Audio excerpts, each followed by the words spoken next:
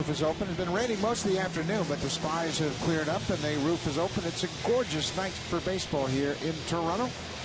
The roster continues to change for the Blue Jays. That is Henderson Alvarez, 21-year-old right-hander. He'll make his major league debut tomorrow, up from Double-A, and boy, did he have a run in Double-A. 8-4 with a .286 earned run average. Henderson Alvarez has a big arm. You can see the pitchers once again in support of Brett Cecil, all wearing the glasses whenever Cecil takes them out. Making the young guy feel right at home. Look at Brad Mills also. He's been up here for a little bit. Henderson Alvarez, they found him some glasses just like Brett Cecil wears during the game. Let's take a look at Bob Melvin's lineup. Bob Melvin took over this team in June. His first trip in here as the skipper of the Oakland Athletics. The starting lineup is brought to you by TD Canada Trust.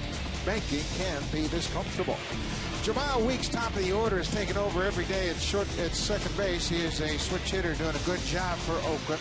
Cliff Pennington and Hideki Matsui. Matsui's on a tear since the All-Star break, batting .451. Willingham, Connor Jackson, and David DeJesus in the middle. Kurt Suzuki's having a down year with the bat. Ryan Sweeney, a great outfielder, hitting .294. And Scott Sizemore over from the Detroit Tigers. Brett Cecil makes his 8th start since a 2-month stint in AAA. He has pitched at a very high level since returning, going 3-2 with an ERA just over 3. Trying to win his 4th straight decision for the Blue Jays. First pitch strike to Jamal Weeks. For his career versus the A's, he's 2-0 with a .240 earned run averages in 2 starts, both coming during his rookie season back in 2009.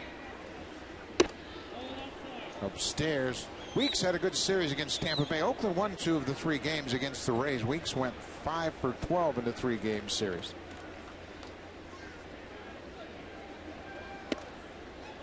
Brett Cecil still upstairs in the first inning here. He needs to get down in that first inning. That's always been a concern for a starting pitcher, and Cecil's no different. Find it in that first inning. Club is 5-6 in his starts, and when he is good early, he usually finishes up with a flourish.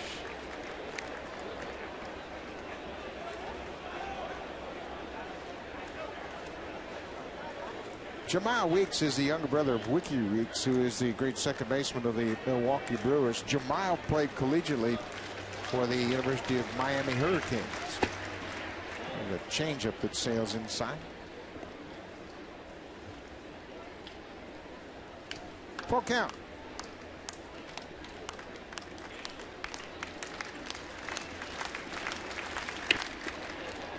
Little pop up. Shortstop Yunel Escobar makes the catch, 1 down. Defensively for the Blue Jays tonight, you see Yunel Escobar. Here's the rest of the defense. Thames, Rasmus, and Bautista in the outfield. Laurie, Escobar, Hill, and Lind around the diamond. J. Pierre and Seabig behind the plate. And what a series Brett Larry had in Baltimore. He did everything offensively, made his first error, but then cleanly fielded every ball he saw on Sunday. Cliff Pennington, the shortstop, takes a first pitch strike. Pennington hitting .260 for the season.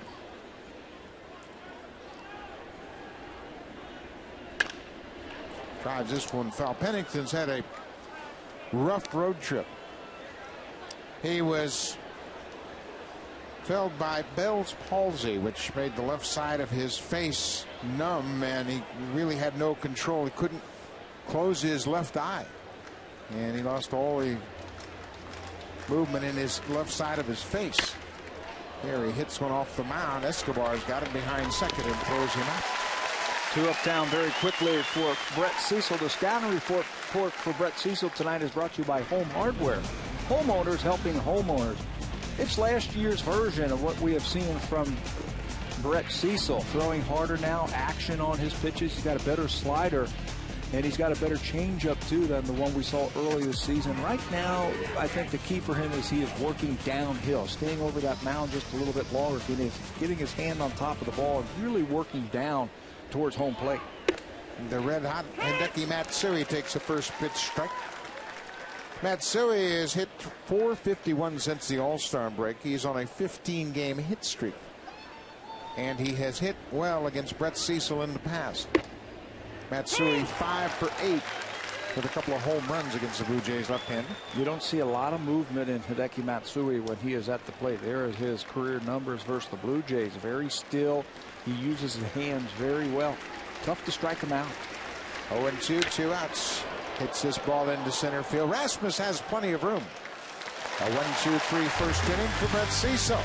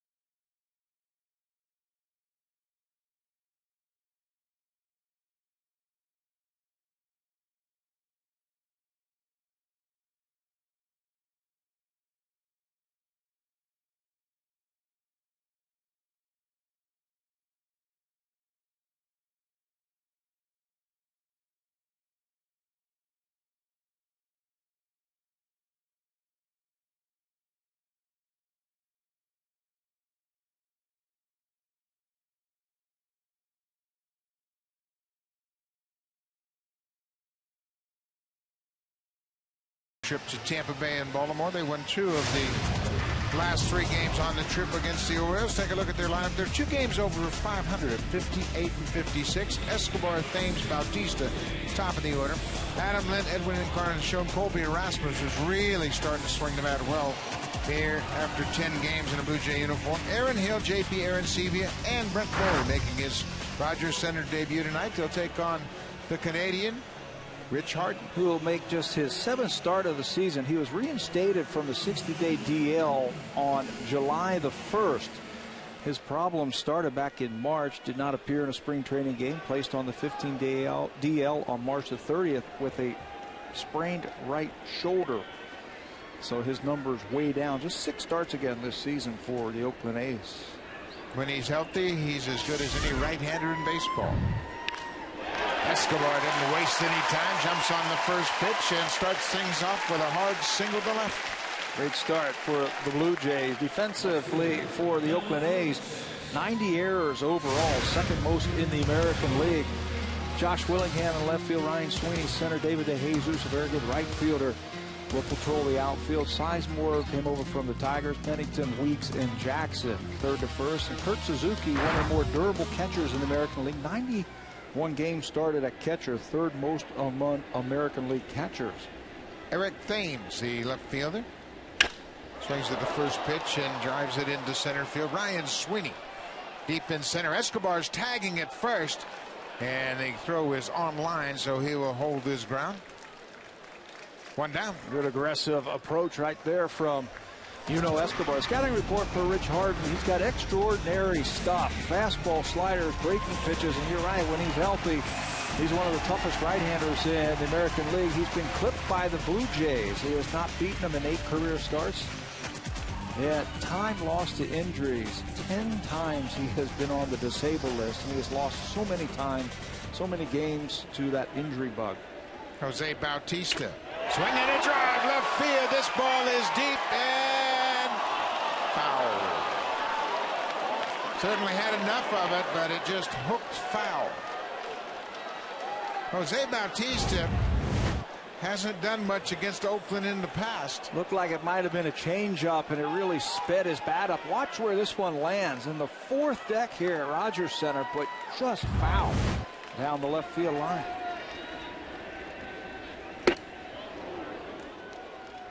Take another look at this long drive, and it certainly had the distance, but he got out in front. If he could have kept it straight, that would have been number 34 right there. 0-2, 1 out. Bautista's only hit 1 home run against Oakland in his career. That came last August 16th out in Oakland. And for his career, he's hit 151 against the Athletics. They have had a very good pitching staff the last couple of years. Young players, and they like to throw the changeup. There's the changeup, and it had Bautista out on that front foot. Now, I'm not saying Jose Bautista cannot hit a changeup. It's just they've been very good, and they've been good pitching. The Oakland A's led the American League in ERA last year. So they've got some good young pitchers. There are the numbers you were just talking about. 18 strikeouts. 1-2, 1 out. This is popped up on the infield. Scott Sizemore, the third baseman, gets her 2 down.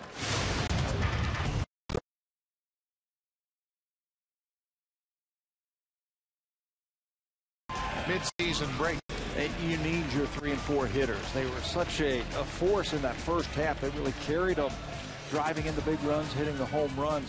When your 3 and 4 hitters are hitting like we can see those two hit, they can carry the ball club. But they have been just off a little bit. Blue Jays as a team have hit 236 since the All-Star break. They're 10th in the American League, scoring just 92 runs. All that being said, they're 16-9. They have played pretty well over the last 25 games. Well, we've been talking about that team, this team getting contributions from some other players, and we're starting to see that now. The lower part of the batting lineup really starting to produce, and when they are all hitting on cylinders, it's going to be fun to watch. Down and in. Suzuki, very athletic, made an easy play of that pitch that missed the mark.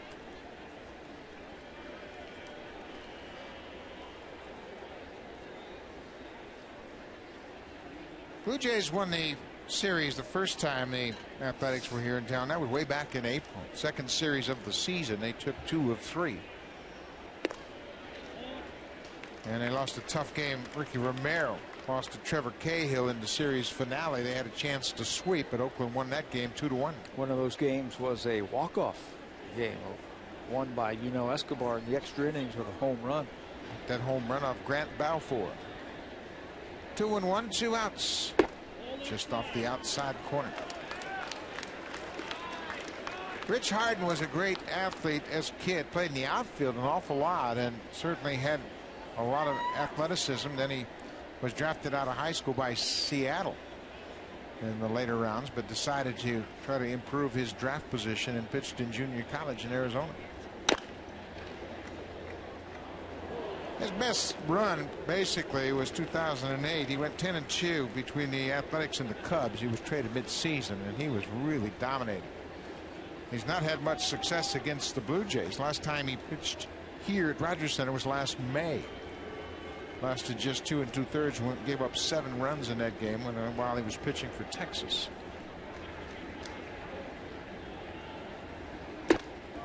Cut on and missed, and Harden has a good inning. Gives up a first batter base hit and nothing more. Played 1 inning here at Rogers Center.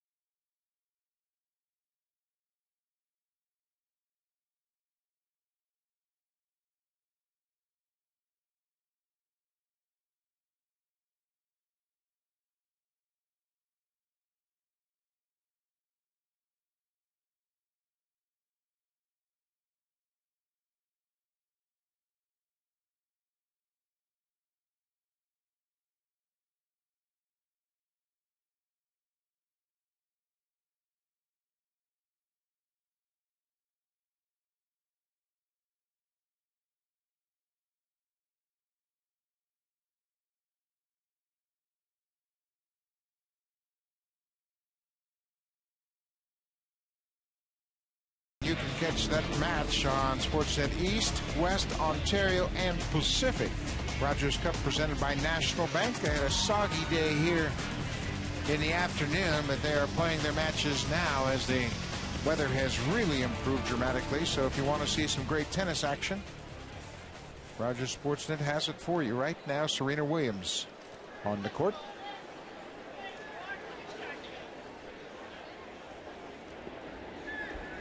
Josh Willingham, the left fielder and cleanup hitter, will start things off for Oakland here in a second. Brett Cecil and Rich Harden have thrown first pitch strikes to every batter they've faced so far. And wouldn't you know it, there's a ball. It looked like he was going to offer at it, didn't it? But Willingham wanting to take a look at Brett Cecil. Josh Willingham's had a productive season with 17 homers and 68 RBIs, and there's that great changeup. Willingham, a lot of talk about Willingham moving on at the trade deadline, but that didn't happen. There was a lot of National League teams who were very interested in his right-handed power bat. You mentioned the 17 home runs. That would have fit nicely in Philadelphia, as they were looking for some right-handed pop.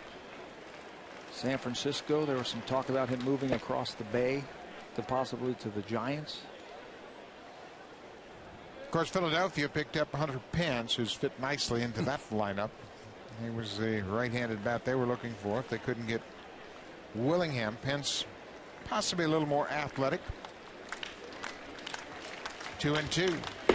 There are some veterans on this team, the Oakland A's, that are going to be free agents at the end of the year. And that's why you heard so many trade rumors with the A's players. Come on and missed. Willingham strikes out. First strikeout of the game for Brett Cecil. Every pitch to Willingham in that at bat was down, and that's always a good sign early in a ball game. Brett Cecil stays on top of it, drives that ball down right under the knees for his first strikeout. Last 6 starts, Brett Cecil has been in a groove. He has made a mechanical adjustment, taking his glove back behind his head in his windup, and that has improved his timing, and the results have been terrific. It's also made a change in the way he grips his slider. He was telling me before his last start that his thumb was underneath the ball, and he felt like the baseball felt huge in his hands. Changed that position on his thumb, and he really started snapping off some good sliders. Chris Walton making those mechanical suggestions, and Cecil picked up on them very quickly. Connor Jackson, the first baseman, with a 1-1 count.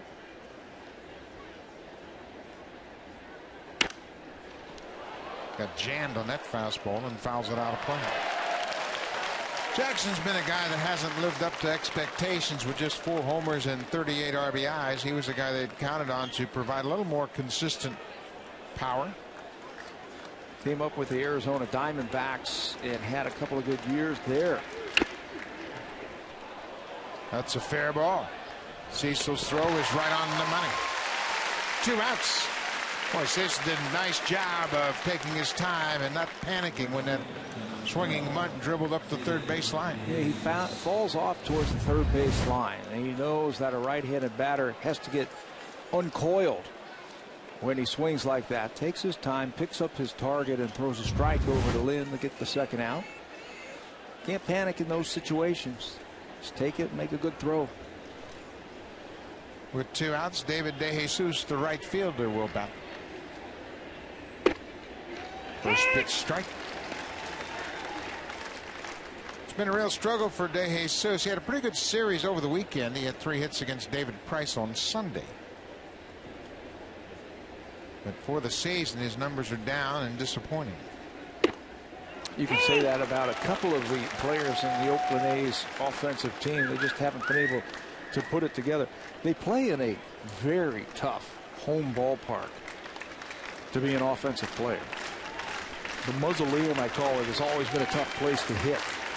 0-2. Fly ball right field, but Bautista has room. One step on the warning track. Another good inning for Brett Cecil. A 1-2-3 second inning. Colby Erasmus playing his 11th game with the Blue Jays. Hit his first Jays home run against the Orioles in Baltimore. Starting to get comfortable in his new surroundings.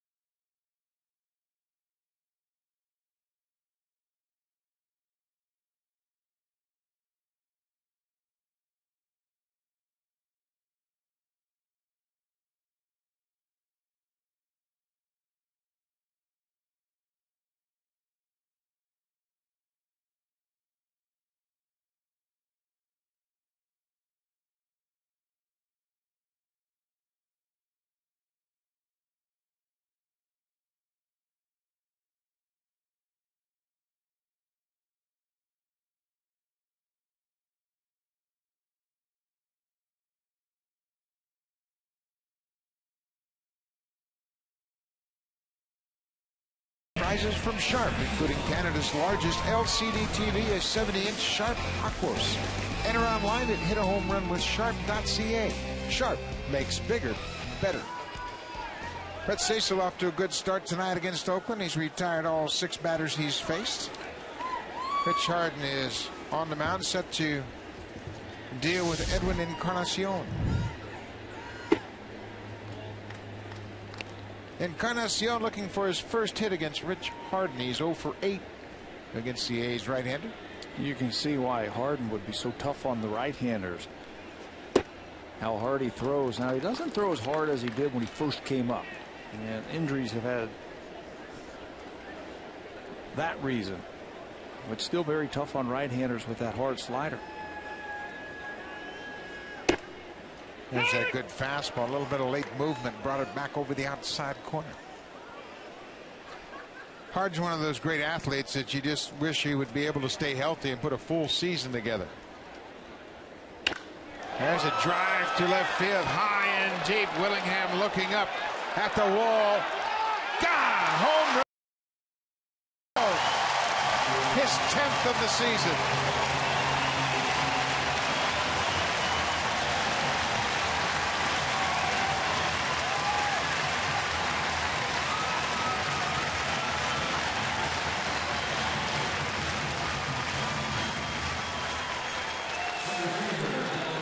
Edwin Encarnacion reaches Rich Harden with a home run here, and we had to wait for it because it was hit so high. Deep to left field. It looked like Willingham had a beat on it, but it's just over the wall in left field. That's 7 home runs now, or excuse me, at least 1 home run in each one of his 7 starts this year against Rich Harden. Colby Erasmus pops it up behind second. Pennington, the shortstop, makes the catch. The long ball has been a concern, and Encarnacion now with 28 doubles and 10 home runs. He got a high fastball. Looked like the ball kind of spun up there and ran back over, and he got enough extension to drive it out of the ballpark. Got it up high enough, and he had a great round of batting practice today. Encarnacion stood behind the batting cage and watched him, and he was on everything. Maybe he is starting one of those home run grooves that he gets into. Well, you made a great point about the lineup is getting longer, and we talked about the importance of Encarnacion and Colby Rasmus, Aaron Hill, and now J.P. Arencibia and Brett Lawrie down the bottom of the order. They have the power hitters in Bautista, in Lynn with his 19 home runs, but the sheer power from the right side, that's his greatest strength, is the ability to hit the home run. Popped up foul territory. Connor Jackson, the first baseman in foul ground, makes the catch. 2 down.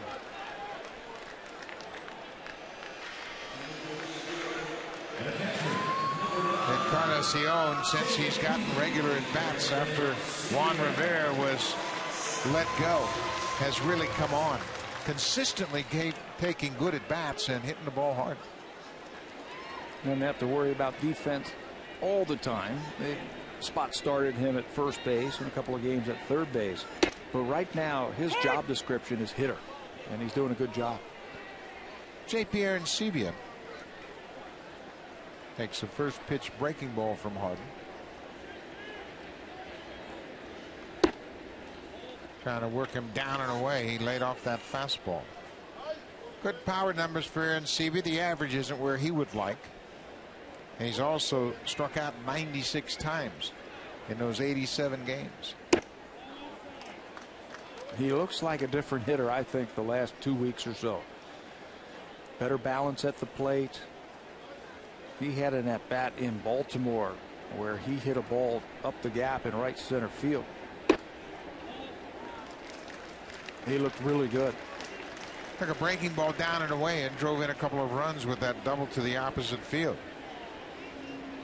It came against Alfredo Simon. 3-1. Right at the knees. Harden still got pretty good zip with that fastball. That was 94. And down right at the knees, says home plate umpire Doug Eddings. Full count, 2 outs. Driven to right. When Arencibia does that and stays on the ball, we've seen him hit some long home runs to the opposite field. There for a while, he was real pull conscious and pulling off that breaking ball away. Brett Laurie on deck.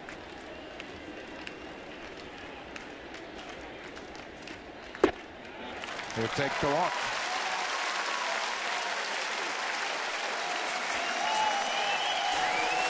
Third baseman, number 13, Brett Laurie.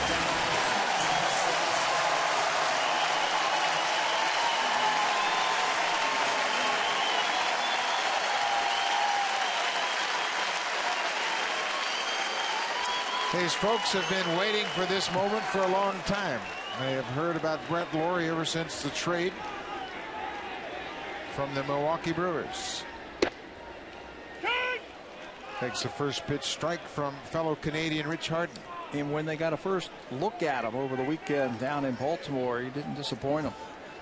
What a series he had to get his big league career underway.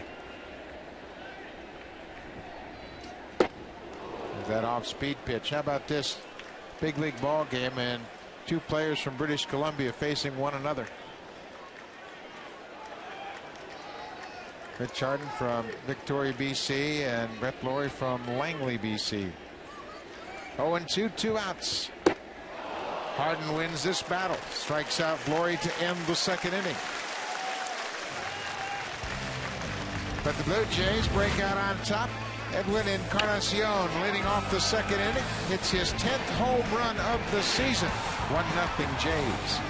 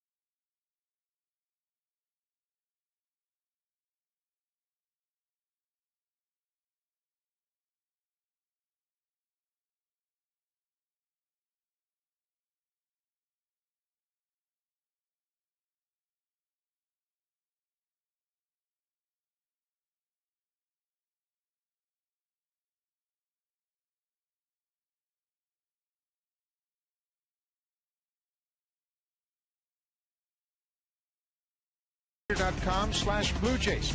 Answers Blue Jays trivia to win prizes. Submit your questions on Twitter to @BlueJays, and we could choose it as the Twitter question of the game. The Blue Jays currently have 55,000 Twitter followers. Always an interesting night as we hear from a lot of our fans that take part of the social media. Brett Cecil with a 1-0 lead. That was the first pitch struck to the A's catcher, Kurt Suzuki. Suzuki's numbers are down, and we mentioned the A's first half of the season, they didn't hit a thing. They lead the American League in hitting since the All-Star break, but it's a little bit too late. Bouncing ball to the shortstop. Suzuki's retired. The Oakland A's offensively, the first half, just dismal.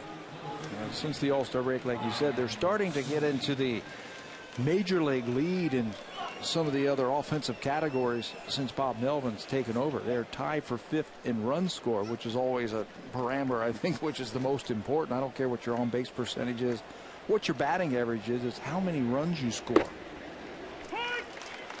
That's how you determine who wins. Team that scores the most wins. Ryan Sweeney, the center fielder.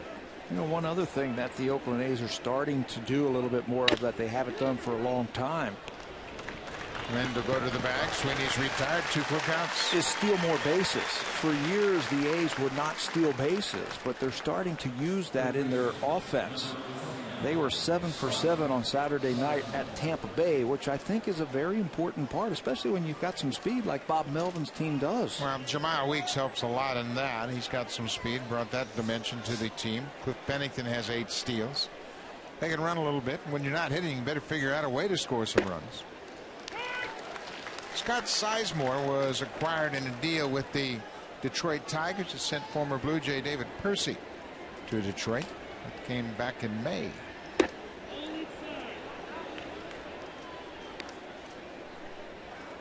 Ball and a strike, 2 outs. We are in the 3rd inning.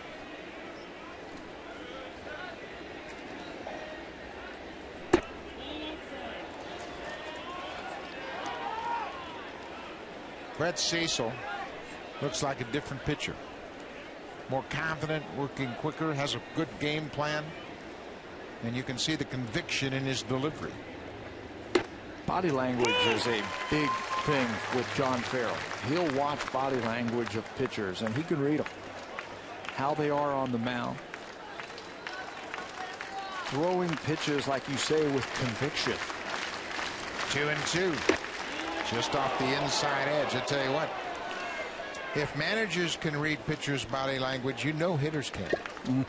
Good point.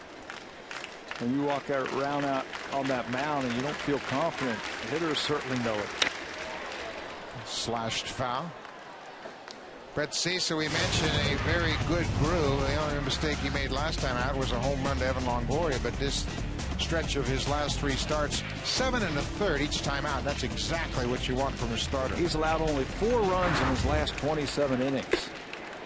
And here he gives up the walk with 2 outs. That's the first base runner for Oakland. He's given up a solo home run to Nelson Cruz and the 3-run home run to Longoria, like you were just talking about. In those 27 innings, he's given up just 17 hits. Yeah, the home run to Longoria came with 2 outs in the 5th inning. And that would end up being a 12-inning loss. And he blamed himself on that one. Talking to him after that game, they attacked him with a fastball. JP was putting down changeup, and he shook him off, and he gave it to him again. He shook him off, put the fastball down, home run. Yeah, first pitch home run with 2 outs to the number 3 hitter. Longoria had line to left in his first at bat, line to left in his second at bat, and then lined one to the seats in his third at bat.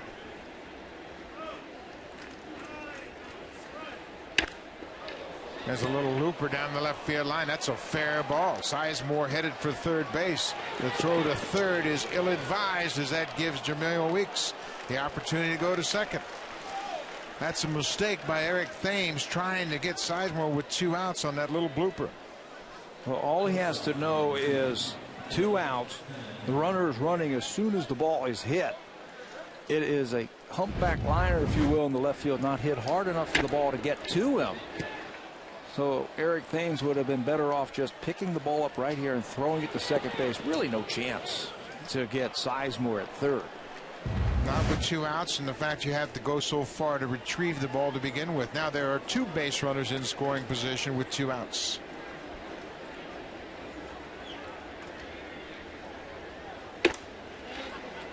Takes the force out in the middle of the diamond, also on a ball in the hole. Those are the little parts of the game where young players have trouble. Hit your cutoff man, throw to the right base. If you don't, things like that happen. Runners in scoring position. Pop back out of play. Blue Jays lead it 1-0. Once again, you've just got to understand you're dealing with first-year players, and there's a lot of things that go through their mind. He wants to make a great throw thinking he can throw the guy out. But the fundamentals over the course of 162 games will win you more games. Just play the percentages. I know young players, they want to impress and they want to show that they're playing hard and doing the right thing, and you don't even think about that runner, that back runner. You think about getting that guy at third base. There's nothing wrong with picking the ball up and throwing it to second. I mean, it still shows that you're into the game. I know as a young player, they want to prove to their coaches that they know what they're doing and they can make those plays, but the smart play would be just to throw it into the infield. 1 and 2, 2 outs. Brett Cecil trying to end this inning with a couple in scoring position. Pennington pulls it foul. Pennington's done a good job for the A's hitting with runners in scoring positions. He's hit .299 for the season. .259 for the year, 34 RBIs.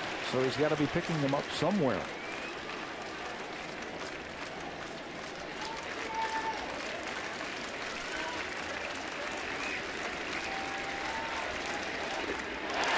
Good change-up in the dirt. Aaron Seabia's throw to first will retire Pennington. Cecil picks up his left fielder, Eric Thames, after he made the bad throw. Toronto still leads 1-0.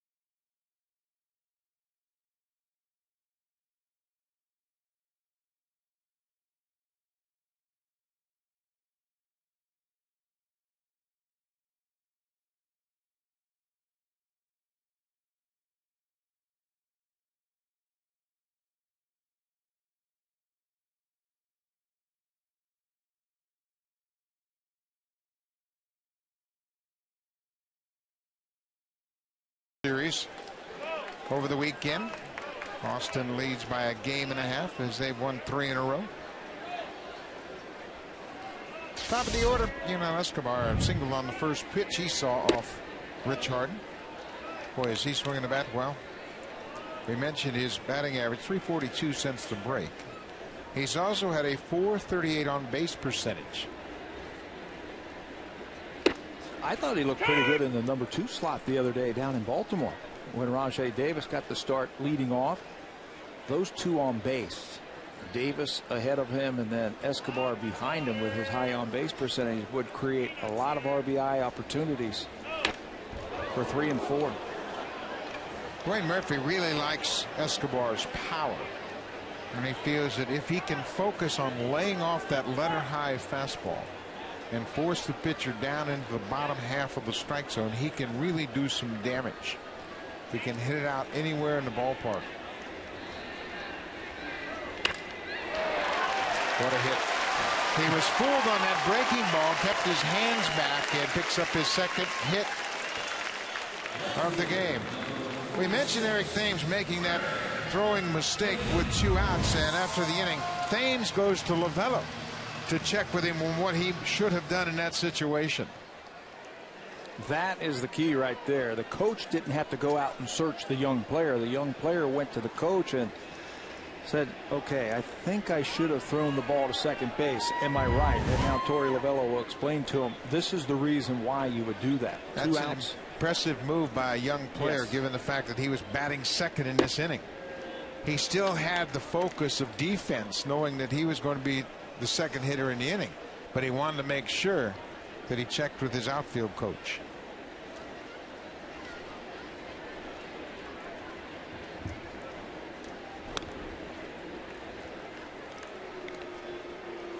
Escobar, not a great base stealer. He's just stolen 3 bases in 5 attempts, and Harden's pretty good. He's very quick to the plate, and he also has a quick move to first.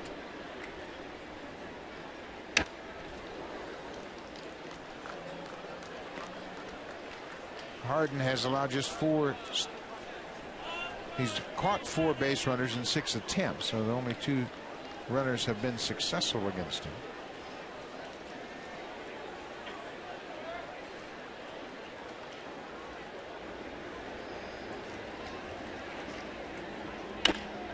Bouncing ball. Connor Jackson goes to second for 1, back to first, not in time.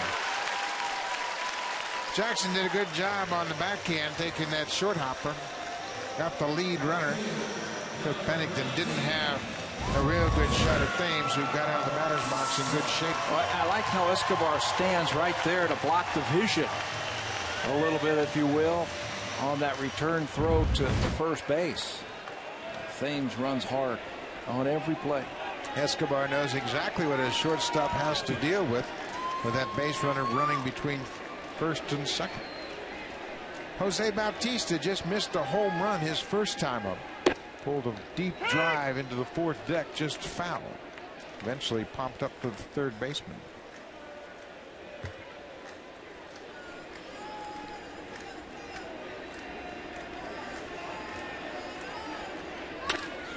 Bouncing ball. Harden 2 weeks at second. Bad throw, but they have plenty of time to get Bautista in the inning. Pitch Harden's throw was on the shortstop side of second, but Weeks handled it perfectly. When we come back, the manager, John Farrell, will join us from the dugout.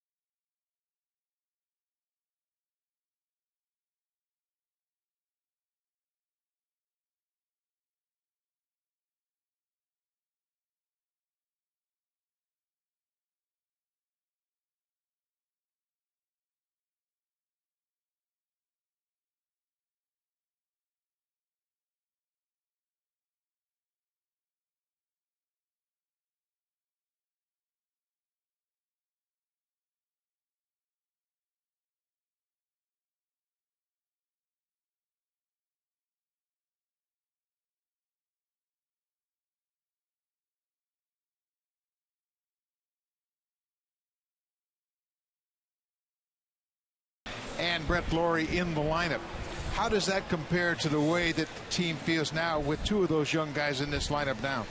You know, Buck, I think the addition of Brett, along with Eric Thames' energy, with the addition of Colby Rasmus, the youth and athleticism has enabled us to take advantage of some situations on the base paths. But I think just in general, the overall youngsters that join our lineup gives us that energy we talked about in spring training. And you saw the downside, if you will, of that type of energy last inning with Eric Thames. You never want to pull a guy back, but his enthusiasm worked against him trying to throw that runner out at third. Yeah, I did. That play's right in front of him. You like to see that throw to go back into second base, keep another guy out of scoring position. But the thing about tonight is that Brett continues to maintain that adjustment, his delivery, high percentage of strikes, and I think that's really, over the past month, we've done a better job of that as a staff and whole. John, thanks for your time. Okay, guys. Brett Cecil, good first pitch changeup to Matsui, had him fooled. But you could hear John Farrell talking about Eric Thames. The play was in front of him, and obviously, coaching staff is always keeping tabs on their young players and making sure they understand what the overall team concept is. Matsui in a hole, 0-2. You love the enthusiasm and the excitement, but there's a time, and it's not a bad thing just to like back off a little bit. Playing in the outfield, you've seen young players before try and make throws that just aren't there. And it's better just to hit the cutoff man or throw to the base and stop that base runner. And those are just little parts of the game that they will learn. Matsui fouls it back. Well, when you think about the turnover of this club, even within the course of this season, the left fielder Eric Thames was in Double-A last year.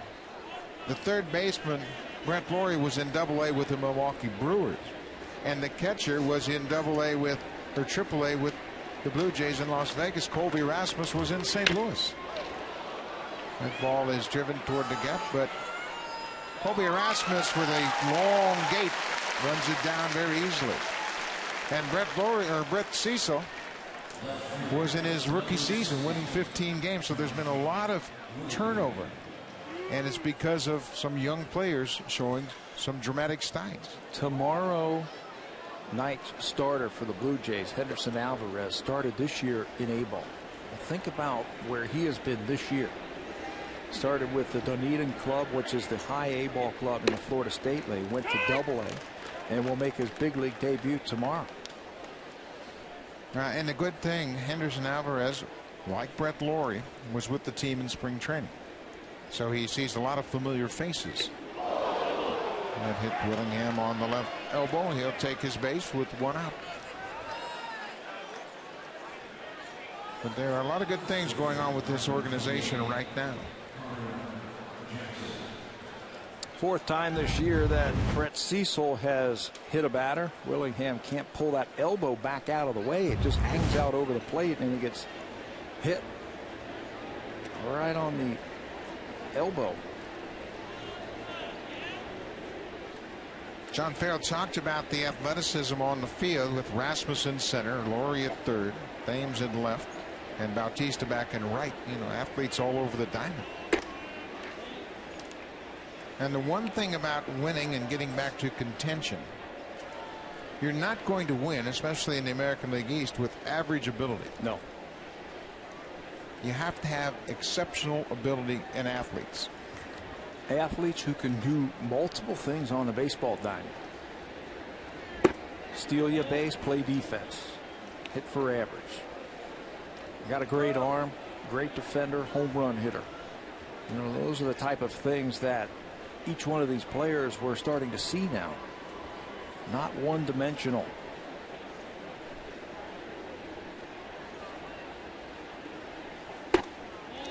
You know, Brett Cecil losing command of the strike zone after hitting Josh Willingham with one out here in the fourth. It's a 1-0 Blue Jays lead.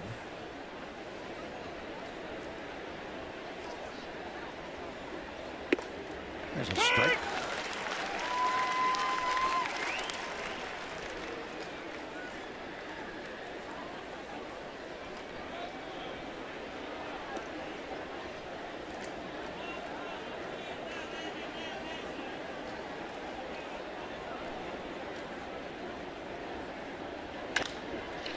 Popped up. Shallow right field. Bautista camped under, makes a catch. 2 down.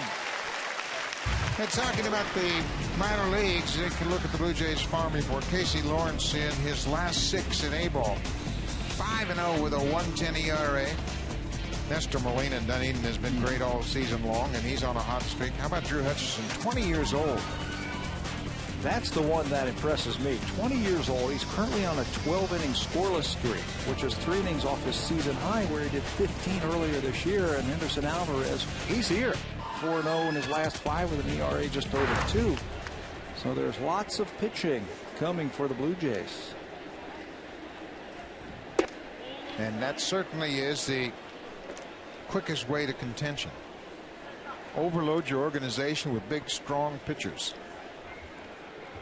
And if there's no room for him, someone is always looking for good pitching that you can swing a deal if you need to fill in a hole here and there. David DeJesus flied to right field his first time up.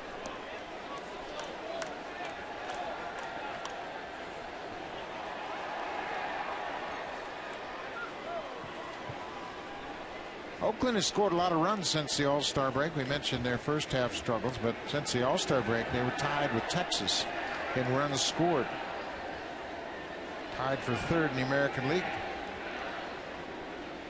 Boston, of course, 143. That's how many runs they've scored since the All-Star break. Yankees just 2 behind them at 141, and then Texas and Oakland. Ty Waller, the first base coach, understands that this team can score some runs. They're just scratching their heads saying, why didn't we do this in the first half? They have veteran hitters who've been through the wars before, like DeJesus, Jackson, Willingham, Matsui, Suzuki. I mean, up and down their lineup, they've got plenty of hitting. Derek Barton is no longer here. Derek Barton, the last time we played the Oakland A's, was their starting first baseman.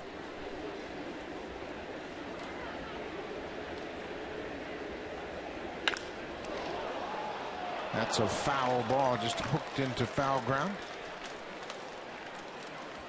Derek Barton, 236 at bats before he was sent back to AAA. He had no home runs and 21 RBIs.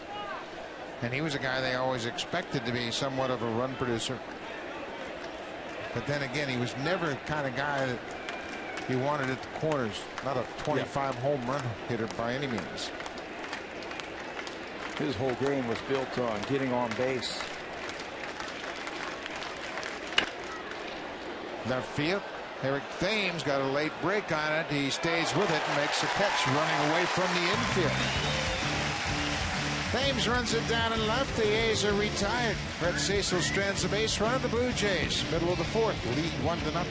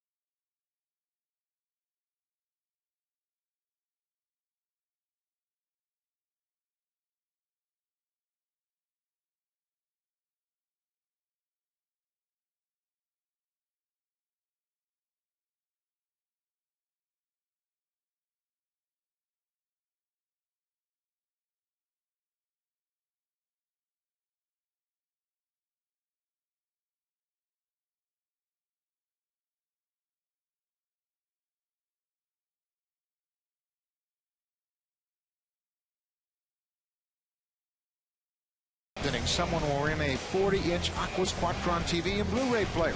To enter, visit hitahomerun.sharp.ca. Sharp Aquos makes bigger better. Edwin Encarnacion has already hit a home run tonight. his 10th of the season. It's the only run of the ball game. It'll be Lind Encarnacion and Colby Rasmus for the Blue Jays here in the 4th against Rich Harden.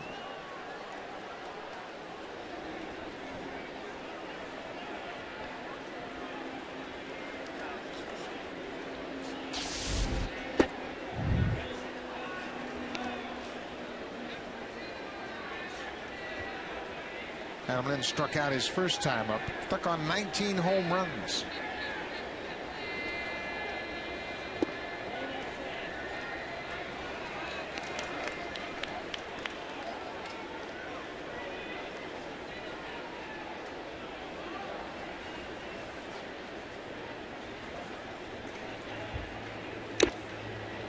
Good fastball from Rich Harden there. Mentioned both Bautista and Lynn trying to get things turned around. A little bit of a bump in the road for them here. That ball is driven to left. But Josh Willingham has plenty of room. That's the first out of the 4th.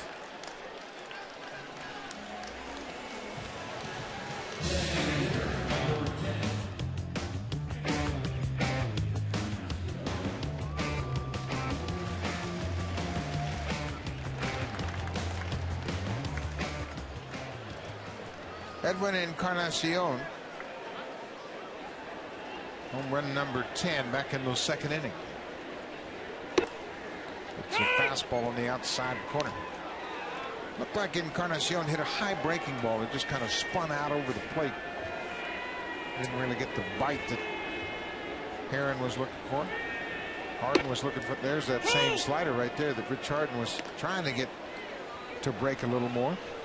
Encarnacion creates backspin when he hits the ball hard, when he hits the line drives. The one home run that you were talking about was the high variety. It just went straight up in the air and just kept going. He can create some backspin now. One thing that has really allowed him to have success here in the 2nd half of the season, the fact he's not chasing so many pitches, taking a lot more borderline pitches. Well, he gets loaded up on that back sled. He drills that one on the line, and that's going to go off the base of the wall. Willingham plays it very well and gets it back to the infield. The whole Encarnacion to a long single. And that's what we were talking about right there. The backspin that he can generate with that line drive stroke that he has. Just couldn't get the ball up in the air, or he would have had another one. Spinning slider, line drive to left field, and he hit it so hard he can't get out of the box. It comes right back to Willingham, the left fielder, and he's got to hold him to a long single. Willingham made a pretty good play on that carom off the base of the wall. The ball came right back to him, and he barehanded it. One out. Man at first for Colby Rasmus. Rasmus popped up on the first pitch. His first time up. He had a couple of beautiful swings in Baltimore where his bat really stayed on the hitting plane a very long time. And when you watch him hit, the ball jumps. Went too far there, and he's in the hole 0-2. Timing is such a big part in his swing because he's got that leg kick, and he's got to be able to get it down in time. And that's something that Dwayne Murphy's been talking to him about. Get it down in time, a la Jose Bautista, and get the ball out in front.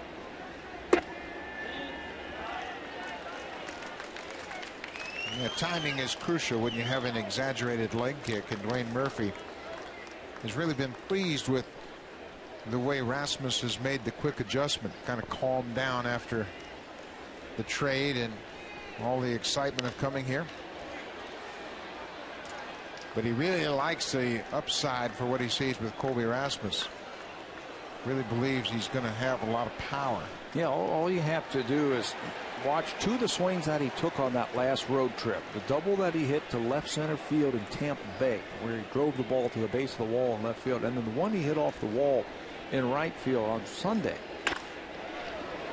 Out in front of that pitch. Power to all fields, and it's a free and easy type of swing. He also got robbed on a terrific play by Mark Reynolds at first. Another extra base hit for sure. Reynolds turned it into a double play, but that ball was hit hard as well. This ball was popped up down the left field line. Willingham in fair ground makes the catch. With 2 outs, let's check in with Jamie Campbell.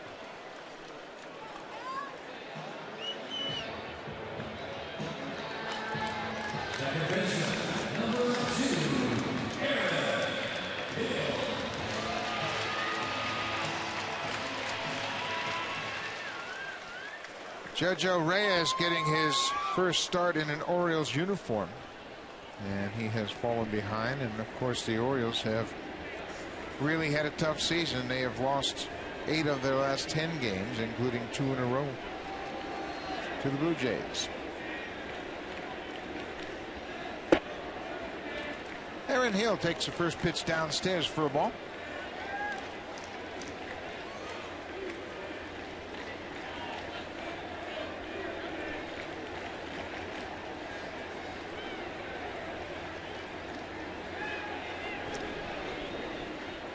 Harden has kept the Blue Jays to just 4 hits, and Encarnacion has 2 of those 4 hits. Escobar has the other 2. And they have been the 2 best hitters for the Blue Jays coming out of the All-Star break.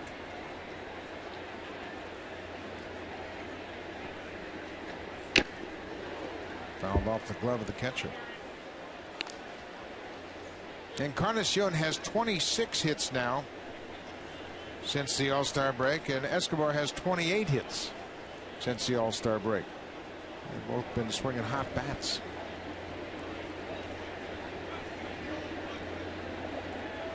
There's a drive to left field. Willingham makes the catch just in front of the warning track in left, and the Blue Jays strand another base runner. Now it's time for a Jays Connected update. Jamie Campbell, Greg Zahn in the Blackberry broadcast studio.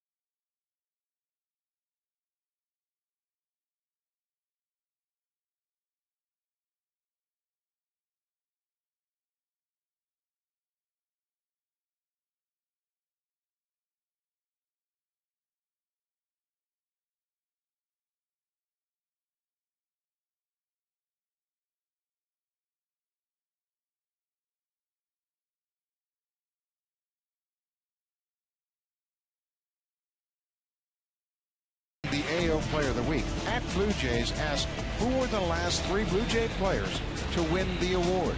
If you know the answer, send it to at Blue Jays and you could win an autographed baseball. Congratulations to Ricky Romero being named the American League Player of the Week. He's the first Blue Jays pitcher since Roy Halladay won the award for the week of May 8th, 2009.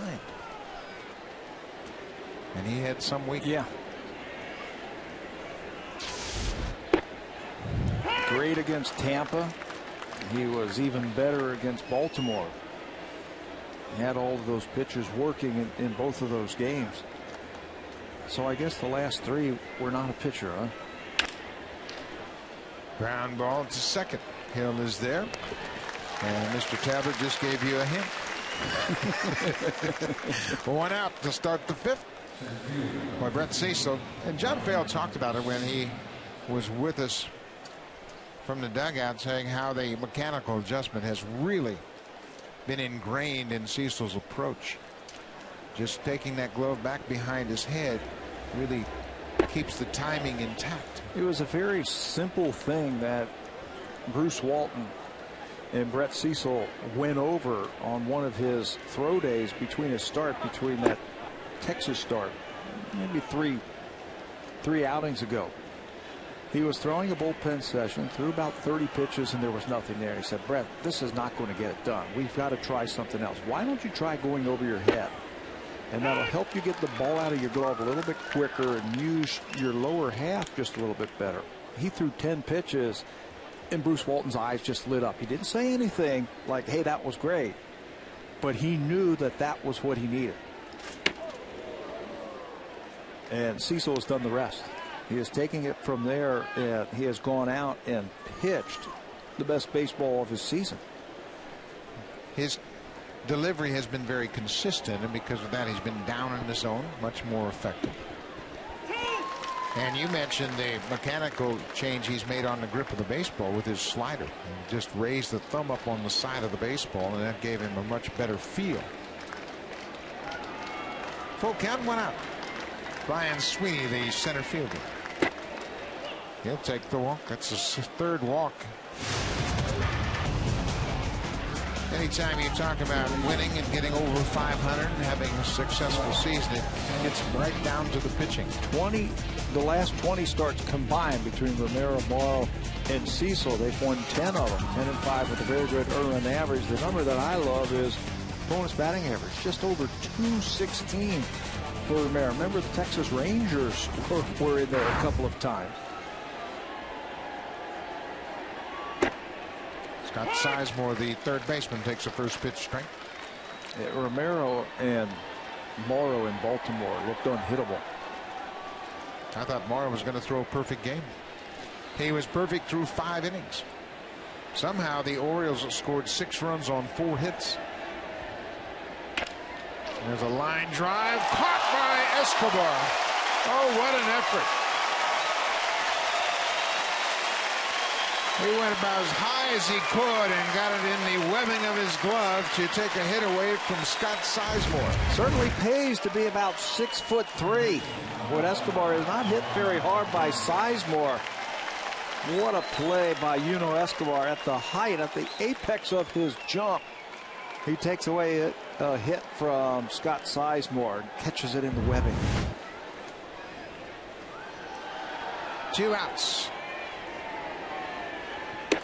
Jamal Weeks takes a strike.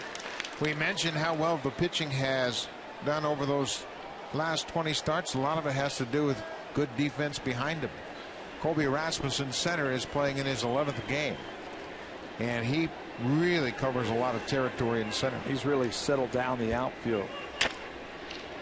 Brett Lowry gloves it, gets to his feet in time. Oh my. Welcome to Rogers Center, Mr. Lowry. What a play. We told you the defense has been good. Brett Lowry, watch where he throws his ball from the foul line. Gets a lot on the throw, and Lynn with a good stretch at first.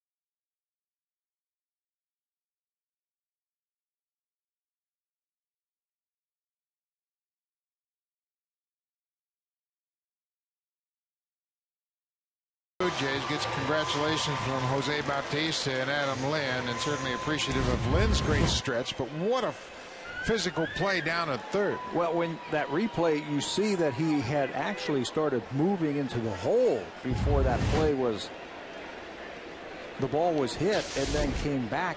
Just shows you the athleticism that Brett Lawrie has down there at third base. His first ground ball in the big leagues was off the bat of Nick Markakis. Same type of play to his right. Couldn't make that one, but on that play he certainly did. JP Arencibia with a ball on the strike here in the bottom of the fifth. Blue Jays lead it 1-0.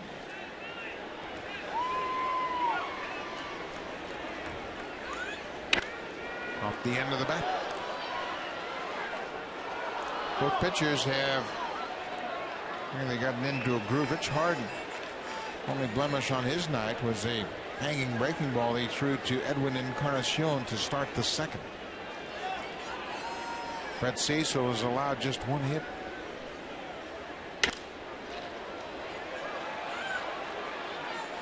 For a power pitcher, Rich Harden has excellent control. You can see that he is making a conscious effort to keep the ball away from Arencibia, and he can throw it on that outside corner of those right-handers.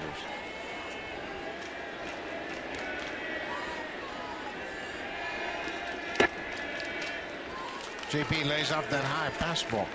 For his career, Rich Harden is 57-36. And with all those injuries he's had to deal with, he's always had the ability to win games. That hard breaking ball. I certainly would like to take a look at what his career would look like if he didn't have any injuries. His stuff is A++, but he has lost so many games. Shoulder problems. Another high breaking ball.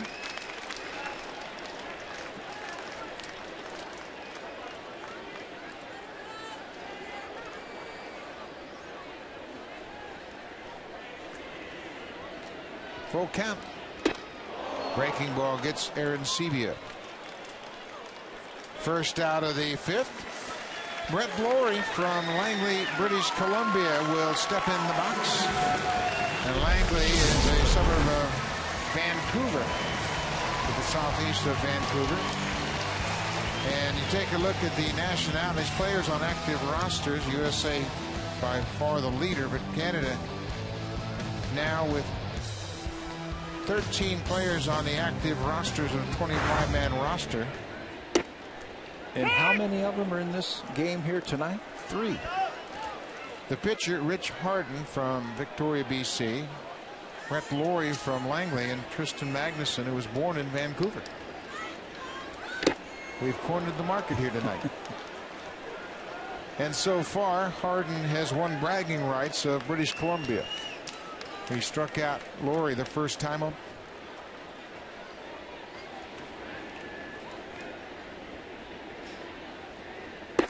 Lays off that hard breaking ball.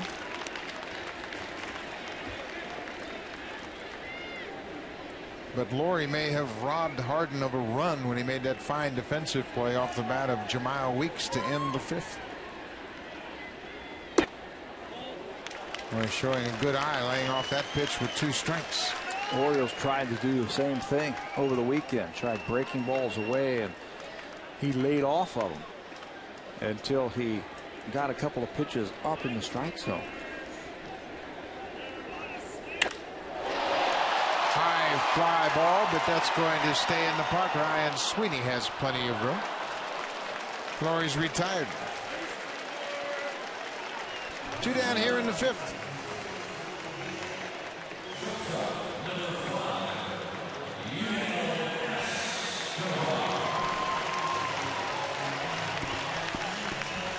You know, Escobar's had a perfect night. His average up to 305. He too, like Lawrie, made a fine defensive play in the fifth inning. Jumped high and snagged a line drive off the bat of Scott Sizemore. Drives this one down the right field line, but that's foul. You can see, you know, Escobar, he likes those high pitches. And instead of taking his hands and staying on top of the ball, he drops his back shoulder just a little bit. And then he's got a slight uppercut on those high pitches. But he likes the low ones. That one was hit hard, but the second baseman, Jamal Weeks, robs him of a base hit. 3 up, 3 down in the 5th. We played 5 complete. Blue Jays have a 1-0 lead.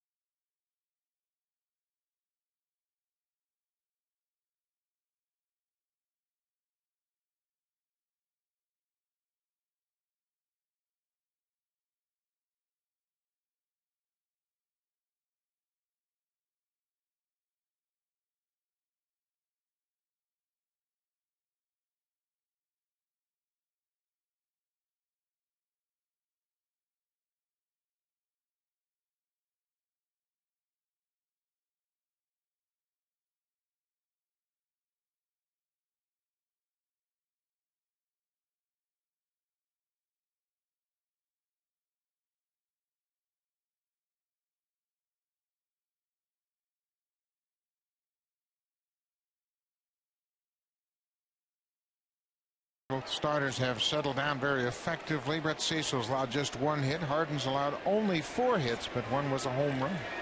That was to Encarnacion. The hit that Brett Cecil gave up was really not hit hard by Weeks. Muscled it down the left field line, then pitched down to that jam. 2nd and 3rd and 2 outs. Cliff Pennington, the shortstop. We mentioned Pennington on the start of this road trip, left the game in Seattle after he had been diagnosed with Bell's palsy and lost the feeling in the left side of his face. And there he singles into center field. And he's obviously over the effects of that. He was out of the lineup for a couple of days and got the feeling back, and they got to it quickly and were able to straighten things out. How about this road trip for the Oakland A's? Started in Oakland and then went up to Seattle for a few games. Traveled cross country from Seattle all the way down to Tampa to play 3 games. And then up here to Toronto and then back to Oakland. Many, many miles. 6,544 miles before they get back to Oakland. That's a road trip.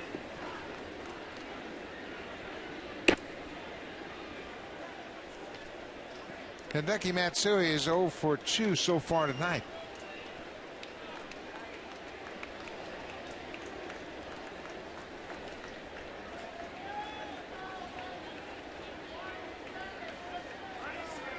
Matsui, a creature of repetition. Boy, he's got a routine at the plate. He didn't like that call. It's a ball and a strike. But watch how he gets set into the batter's box. Everything is the same. And it's been this way since he's first arrived and actually played his first game right here in this ballpark in 2003 with the Yankees. Usually batters will get in and take a couple of practice swings, but not Matsui. He just gets in, sets his toe hole, which is always important for hitters, and then just brings the bat straight up, takes a quick look at it, and now he's ready to go. Very quiet at the plate, not an awful lot of movement. Ball on the strike. Fooled on that pitch. And again, this is going to look very similar to what he did last time. And Don Mattingly was his hitting coach for a while with the Yankees in New York. And one thing Mattingly always admired about Matsui was the consistency, the routine. He never changed. Gets that foothold, looks at his bat, sets his hands. And that's it. And his approach at the plate when he's going after the baseball is very quiet. Matsui has 500 home runs as a professional. He played for the Yomiuri Giants, which basically is the Yankees in the Japanese league, and hit 330 home runs in Japan before joining the Yankees.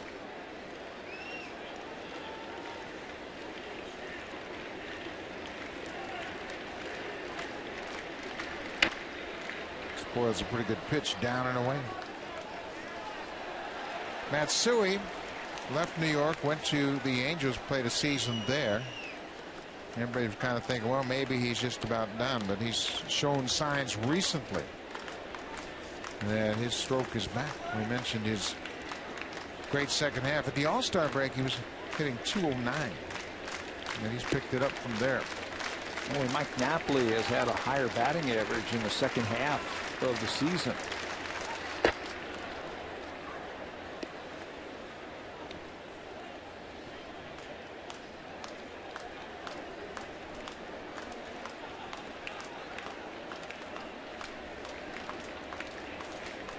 Matsui spent 7 years with the Yankees.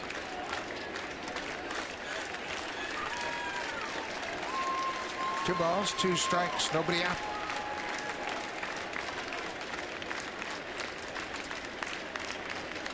Got it. Another good changeup, and Matsui's 0 for 3.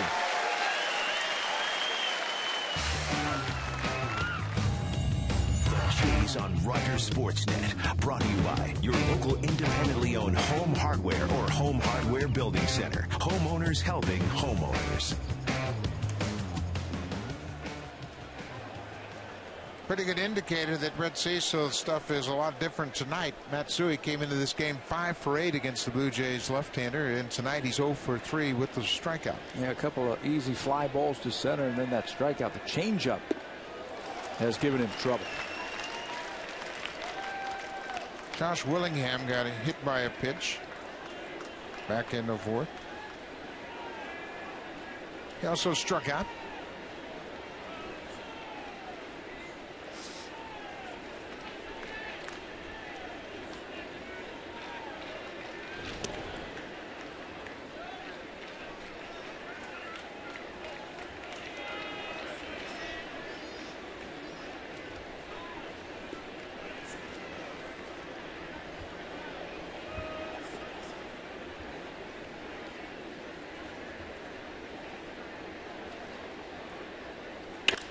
There's a drive to left field. Thames back looking up. This ball is gone.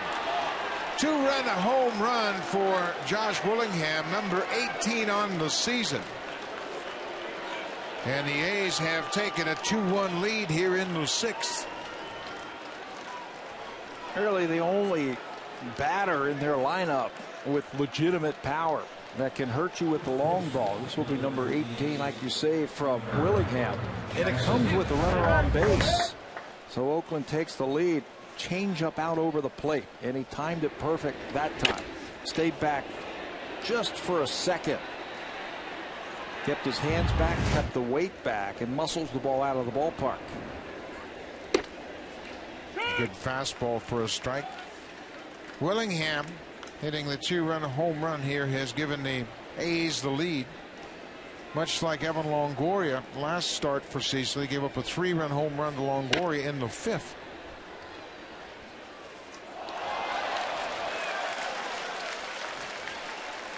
His last 33 innings, he's only given up 6 runs. All those runs coming on home runs now. This has popped up. Shallow right field. Bautista on the run. He'll get there. Jackson's retired. 2 down.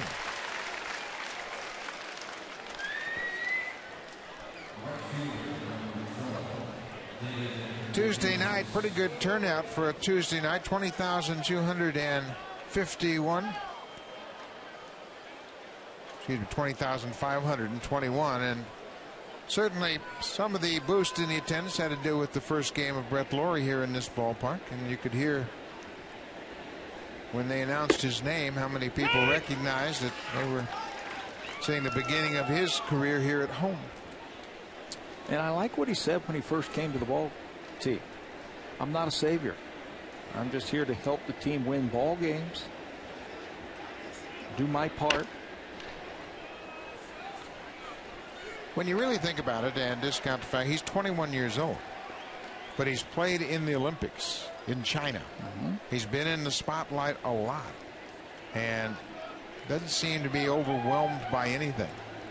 We saw him all spring long and he's very comfortable, fit right in, and he appears to be doing the same thing here. David DeJesus, he's gone 0 for 2 so far.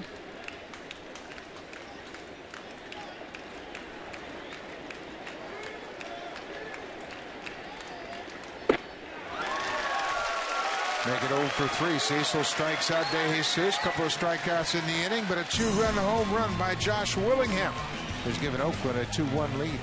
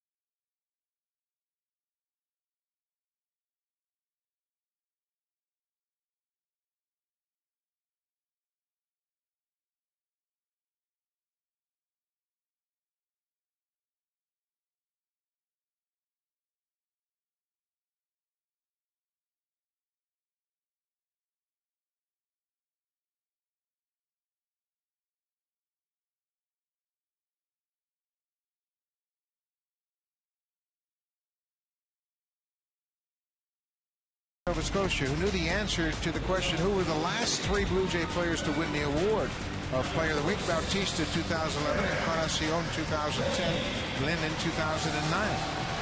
Thanks for answering our Twitter question of the night. Enjoying those big comfy green chairs in the TD Comfort Zone are Blue Jay Twitter followers who are front and center. And right now the home team is trailing by a run. Josh Willingham's 2-run home run has put Rich Harden in the lead. Blue Jays 2, 3, 4 in the lineup. Thames, Bautista, and Lynn scheduled to hit here in the 6th. Time to do something against Rich Harden. 3rd time through.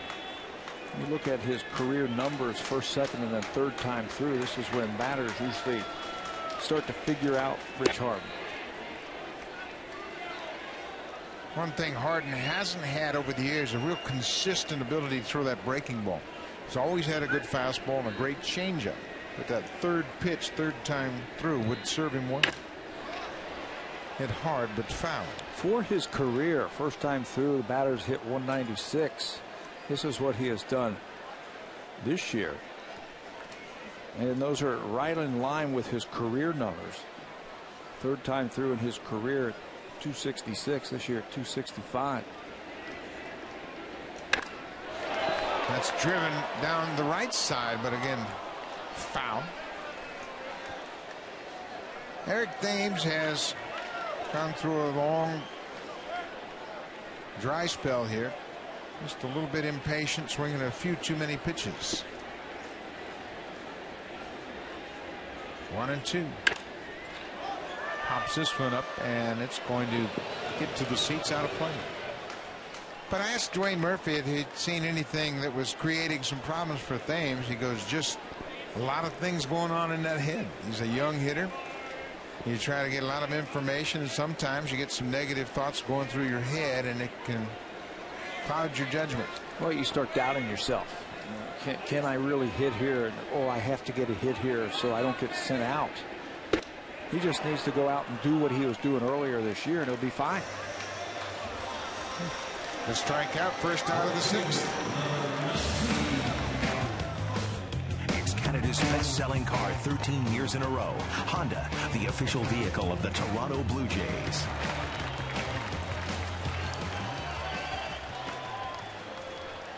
Jose Bautista bats with 1 out in the 6th. The Blue Jays trail 2-1. There's a hard slider down and away, but it's a ball.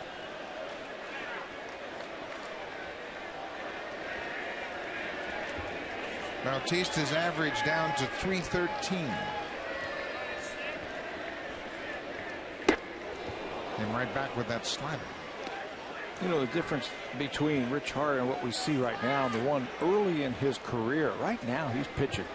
Falls behind and he'll throw a breaking ball. Not afraid to throw a 3-2 off-speed pitch. He's got command with his fastball that he can move in and out, up and down. When he first came up, it was all stuff. Come right after you.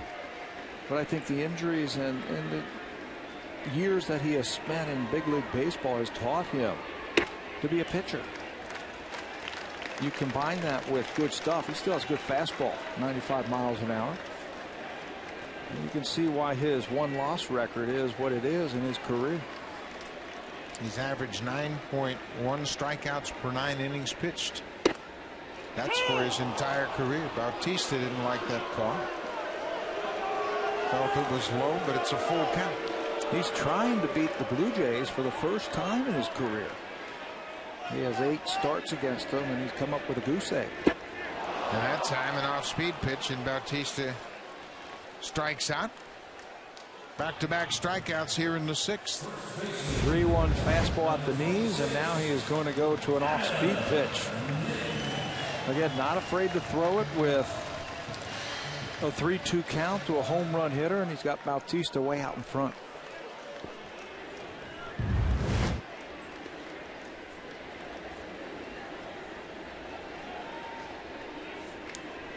Checking with his teammates about that 3-1 pitch. He felt it was low.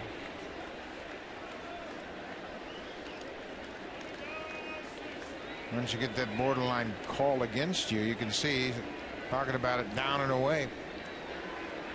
He's sitting right there.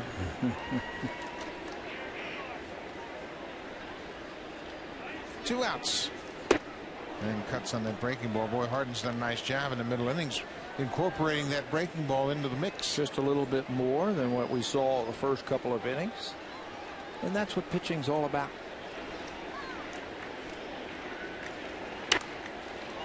He would get into trouble early in his career and try and throw it through the catcher to try and get outs.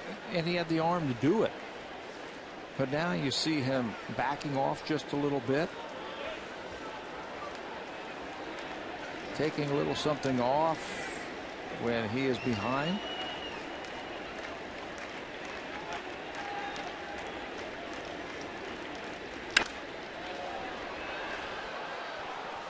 He signed with the A's in 2001, and then throughout the course of his career, he's had to deal with multiple injuries.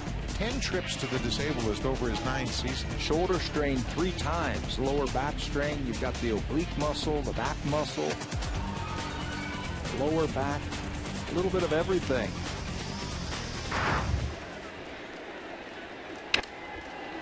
Quite a battle going on here between Harden and Lynn. Harden made it to Oakland in 2003, made 13 starts in his rookie season, went 5-4. Won 11 games in 2004.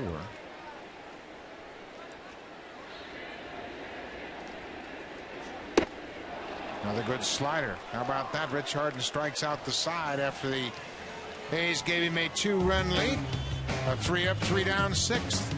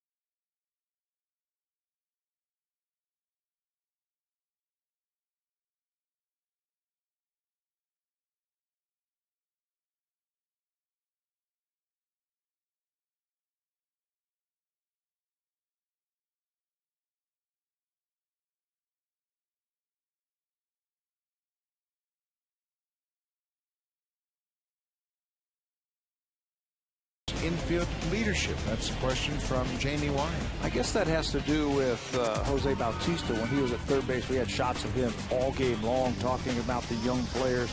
But at some point, the youngsters have to take it on their own and become that leader. Maybe it's J.P. Arencibia. Maybe it's Escobar. Maybe it's Brett Laurie. But at some point, we've got to see someone, grab that infield and really pull them all together. Well, they certainly have a lot of support, and Brett Laurie has talked about it all day long about the coaching staff, how they support him and try to put him in the best possible situation. Luis Rivera and Brian Butterfield are responsible for the infielders, and Butterfield takes care of the mechanics of the infield, also the defense of the infield. So you're right, somebody's going to have to step up and play the leader. And it'll happen. I think it's a good thing, too, that a lot of these guys are at the same stage of their career. Bautista, of course, is the senior member of the regulars, and he is now out in right field. Aaron Hill's been here the longest, so I guess it goes to him naturally because of his tenure. But he's not really the type that, like Bautista, where we always see him involved in everything, talking to everybody about situations, going in and speaking with the pitcher. There's a drive to left field, and this ball is hit hard, and this ball is gone.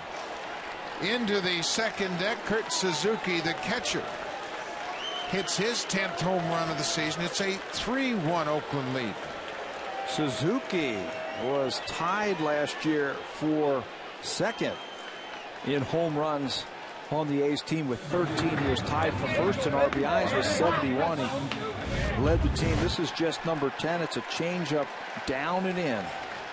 And that's where right-handed power hitters love, where you can just take the shortest path to the baseball.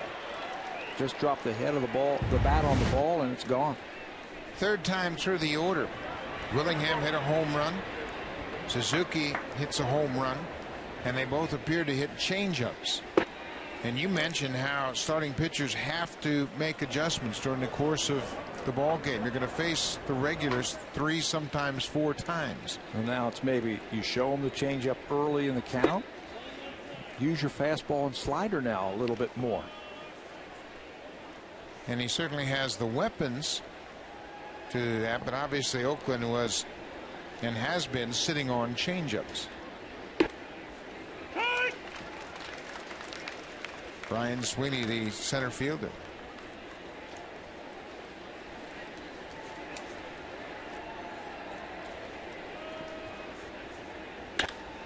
Hit hard, but gloved by Lynn. Well, there have been 3 good defensive plays made behind Brett Cecil here this evening. Escobar, Laurie, and now Lynn. And they're starting to get the timing on that changeup. Lynn will take away extra bases from Ryan Sweeney on another off-speed pitch. Luis Perez, the left-hander, starts to loosen up. Well, the interesting thing, Willingham's home run came on an 0-1 count. Suzuki's home run came on a 1-2 count. So both of those are pitcher counts. But the fact that in a pitcher count, hitters are looking for the pitcher's off-speed pitch, best pitch. Best pitch. And that has been Cecil's changeup. So Oakland picked up on a pattern. There's a high fastball at 90 miles an hour. He changed the pattern and gets a strikeout. Strikes out Sizemore. Isn't that funny how that works? You challenge him with a fastball, and you pick up your 5th strikeout by changing that pattern. Well, the next level for Brett Cecil is to make those adjustments before you give up the 2 home runs. When you're in the middle innings and you sense, okay, now these guys are sitting on it, you've got to cross them up before they are able to jump on those pitches. And it's pretty simple. You go hard early in the count and then soft to finish them off. It's as simple as going soft early in the count and finishing them off with your harder pitches. And it can change every game. Bruce Walton, the pitching coach, understands that a pitcher's going to go to the mound and maybe the slider's working early, changeup's not there. So you just go with what you have. With a good fastball. Velocity hasn't been a concern since Brett Cecil has made those mechanical adjustments. Yeah, velocity is back. One of the things we talked about in that scouting report, he's last year's version. The fastball's back.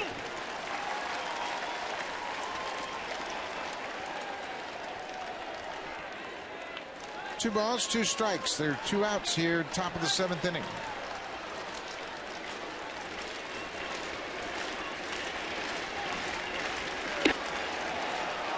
Remember the high breaking ball that just missed upstairs.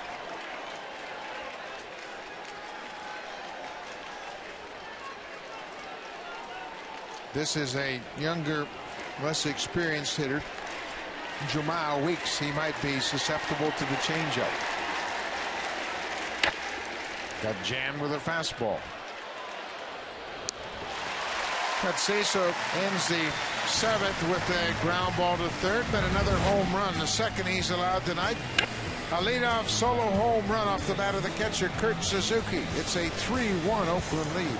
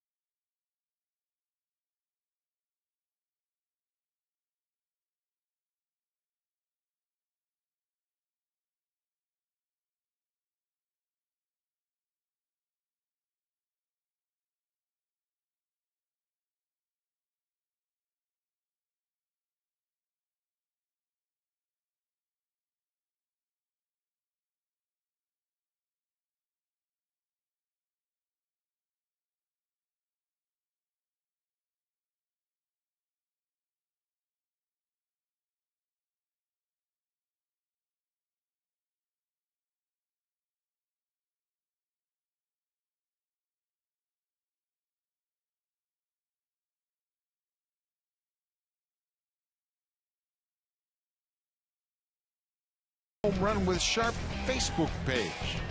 And great opportunities to win additional prizes from Sharp. Beautiful night here at Rogers Center. Edwin Encarnacion, he's 2 for 2 so far against Rich Harden. He's hit the ball hard twice tonight. Solo home run and a ringing double off the base of the wall, a ringing single off the base of the wall in left field. It looked like it was going to be a double, but it ricocheted right to Willingham, the left fielder. And Edwin had to put on the brakes. That was back in the 4th inning. Ball came right to him off the wall. 3-0.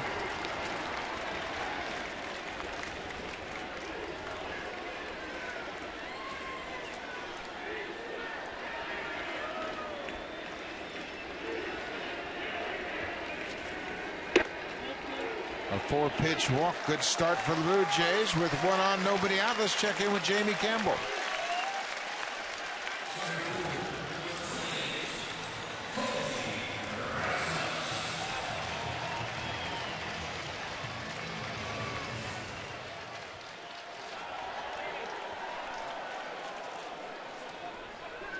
A couple of good left-handers, Eric Bedard, Francisco Liriano, hooked up in that game. Boston with a 1.5 lead over the Yankees in the AL East. Colby Erasmus base it into right field. Encarnacion had to wait for the ball to go by, but he's got a full head of steam. He's headed to third. He'll make it. First and third, nobody out.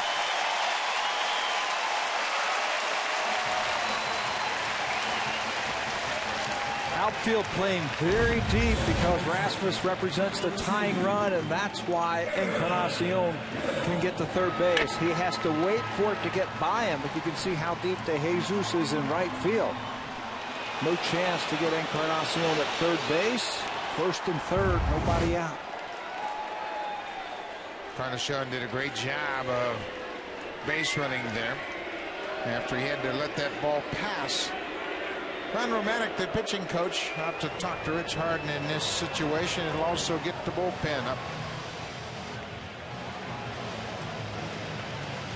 Irv Bennington went to the bench to get some glasses. We had mentioned he'd had some problems with his left eye. The fact that that eyelid won't shut as consistently as he would like, and he just wears those glasses to keep anything from getting in his eye. He was down with Bell's palsy. First part of this road trip out in Seattle. So Harden's in a jam here. First and third, nobody out. Aaron Hill.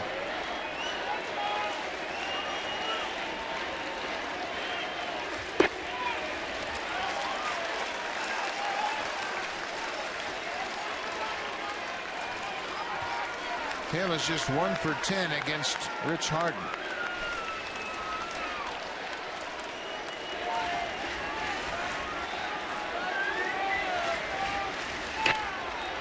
Pops this one up on the infield.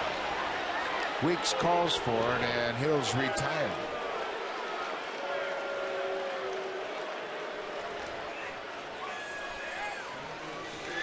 Valtino de los Santos, the right-hander. Brian Fuentes, the left-hander. They're both throwing the ball very well. De los Santos, a youngster with a big arm. Big arm. And Fuentes is a former closer. Encarnacion still at third. Rasmus with a single. He's at first. J.P. Arancibia. A walk and a strikeout. Fouled it straight back on that fastball. Arancibia certainly has the power to do some damage here. 18 homers and 52 ribbies. Would love to see the home run here, but keeping the line going just as important. Base hit, any way to get on the base, get that tying run in the scoring position.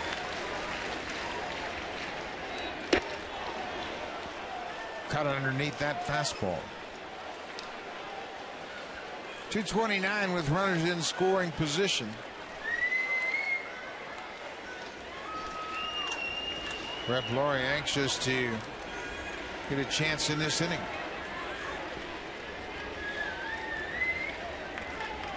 Oh, 0-2 to Arancibia.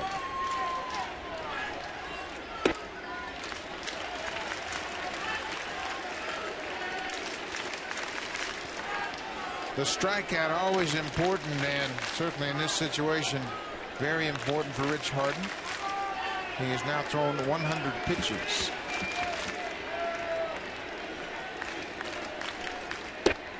There it is. Good breaking ball down and away. Harden picks up his 7th strikeout. Brett Lawrie comes to the plate with 2 on and 2 out. He hit his first major league home run in Baltimore on Sunday. Got behind that one, kept the weight behind him. He's got a very quick bat. That ball looked like a fly ball that just kept going for home run number 1. First night at Rogers Center, the Lawrie jerseys are already prominent. 2 outs. That's the first pitch breaking ball. Harden got him on a breaking ball his first time up. Struck him out in the second. Base hit right here. That's all you need. Just get one of these 2 guys in.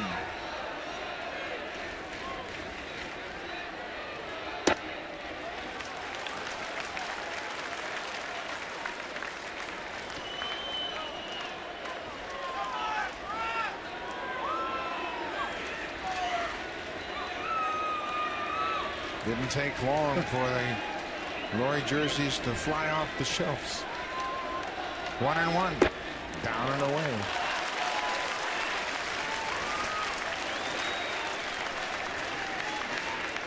under control.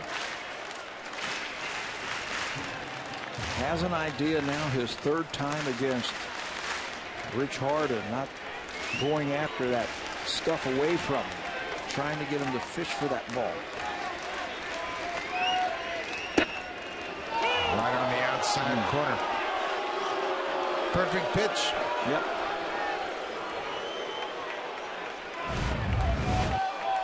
Fastball count, and look at that, right on the corner and right at the knees. Now you've got a battle.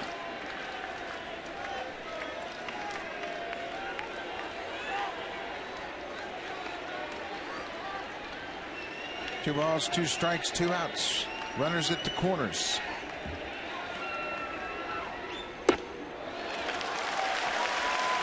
Full count.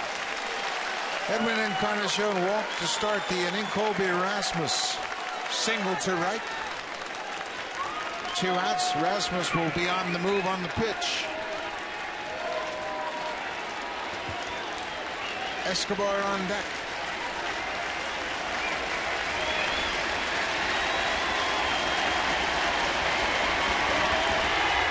Struck him out.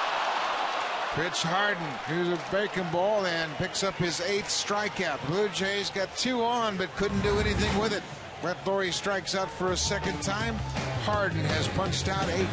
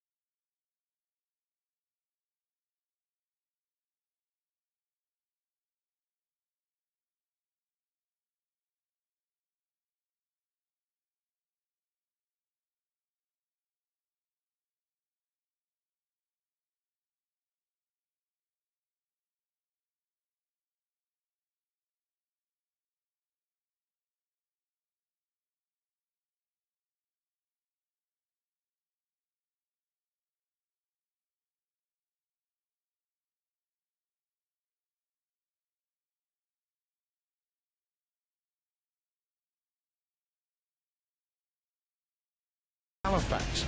Canada'sGotTalent.com has all the date and location information. We're looking for acts of all ages.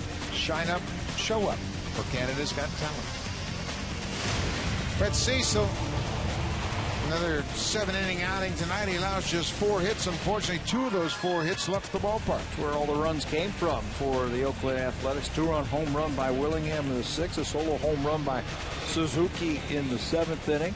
He'll finish with 5 strikeouts in 7 innings in his 108 pitches.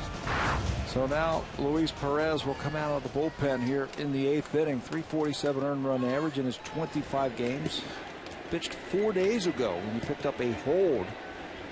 His 4th of the season. A scoreless inning against Baltimore. Perez, a left-hander with great movement on all of his pitches.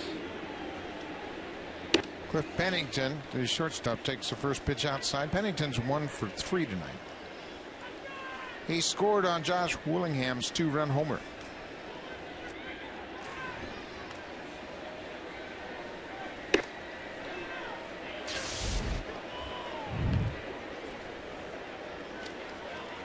Rich Harden has been on his game tonight. 7 strong innings. He's held the Blue Jays to a single run on 5 hits and struck out 8.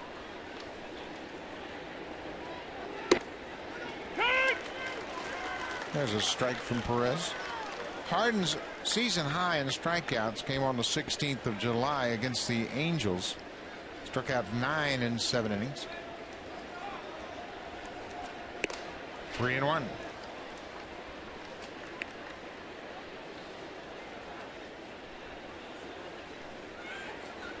Oakland's back into the bullpen is pretty tough. Grant Balfour and Andrew Bailey, the closer. Second in the American League in earned run average for bullpen. Popped into right field. Bautista over near the line. 1 out. It's Canada's best-selling car 13 years in a row. Honda, the official vehicle of the Toronto Blue Jays. Hideki Matsui will bat. He is 0 for 3. He's really had a tough night tonight. Brett Cecil handled him very effectively. His 15-game hit streak is on the line.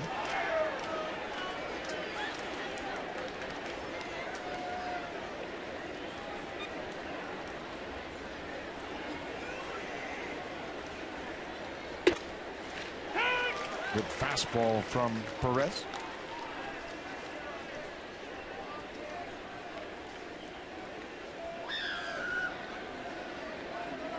Matsui, a .315 career hitter against the Blue Jays coming into this game. Of course, he got a lot of at-bats when he was playing with the Yankees. He spent 7 years in New York. He always seemed to come up with a big hit against the Blue Jays. Other than Derek Jeter, when he was with the Yankees, this is not the guy I wanted to see late in the game. When the game was on the line, always put together good at bats and would come up with those clutch hits.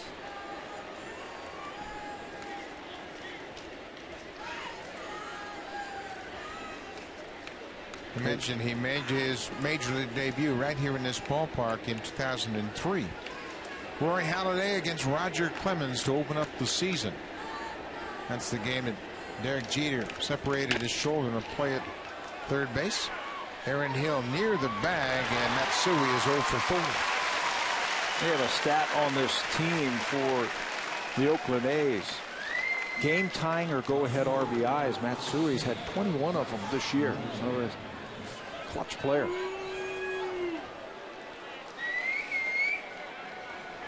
Josh Willingham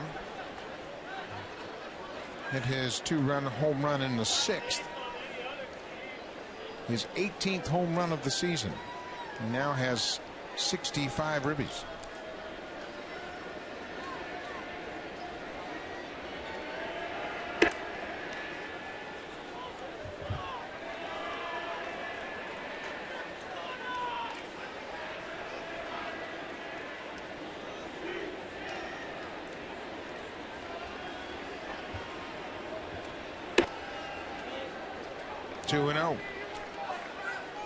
Willingham's a veteran hitter. We mentioned he came up with the Florida Marlins. He signed originally with the Marlins, and then he spent his last couple of seasons with the Washington Nationals. And many people around Oakland thought he was going to be dealt at the trade deadline because of his potent bat. Hits this ball high, but not that deep. Rasmus is there. Perez has a good inning. A 1-2-3 8th inning. The Blue Jays trail 3-1 now. Time for a Jays Connected update. Here's Jamie Campbell and Greg Zahn in the Blackberry broadcast studio.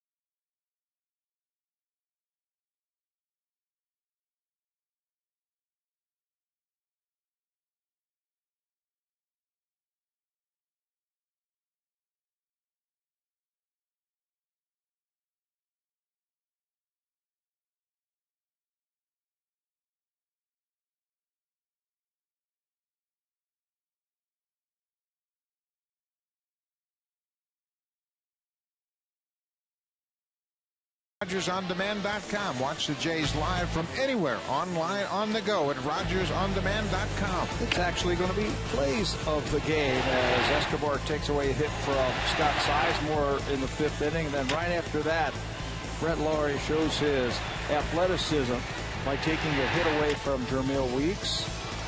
And Lynn on the other end saves his rookie as he digs that one out. What a play to finish off the 5th inning.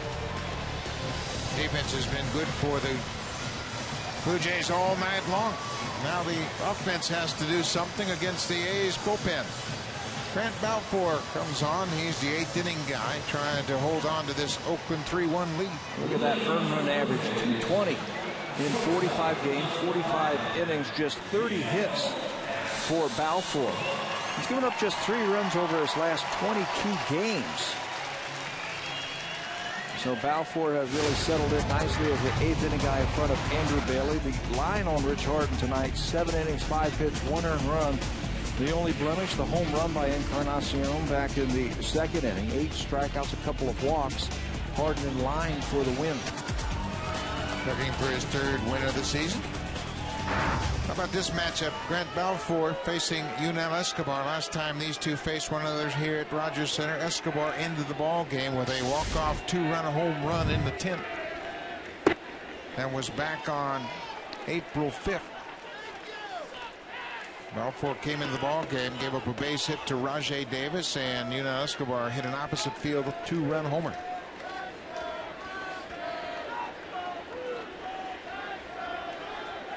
Right now, Escobar just needs to get on base. He is 2 for 3 and lined out to second base. Stay in the middle of the diamond. That's where his strength is, right back through the box.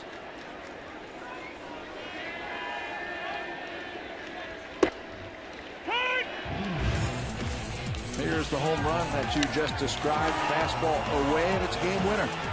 Right into the bullpen for a walk-off home run by the Blue Jays. Balfour will challenge you. Comes right over the top with his fastball, and he likes to challenge you. Down and away. Oakland understands Escobar's ability to spray the ball around. You couldn't get the outfield and infield more straight away. I mean, that is absolutely perfectly straight away, infield and outfield. Bouncing ball to third, bobbled and picked up by Sizemore. He stays with it. First out of the 8th.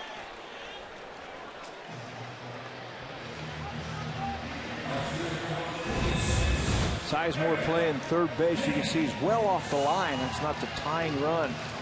Stays right with it. Get in front of it. If it takes that tricky hop like it did right at the end, you could knock it down and still make a play. Sizemore making his 48th start at third base since joining the Athletics. Eric Thames 0 for 3.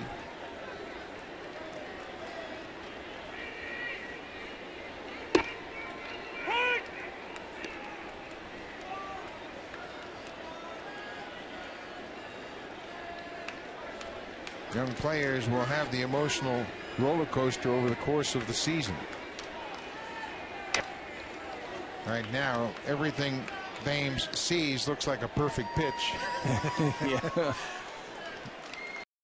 And right now, he's just got to battle through it. Close off. These are all learning points for young players. And it's night in and night out. There's no freebies in the big leagues. And it's almost like you want to say, timeout, wait a minute, let me regroup here a little bit. But you can see, and Eric's not wearing batting gloves, and you see he almost pulled up the batting gloves because he hits often with batting gloves, but tonight he's taking them off. He's got a lot of things going on. And Dwayne Murphy is aware of that.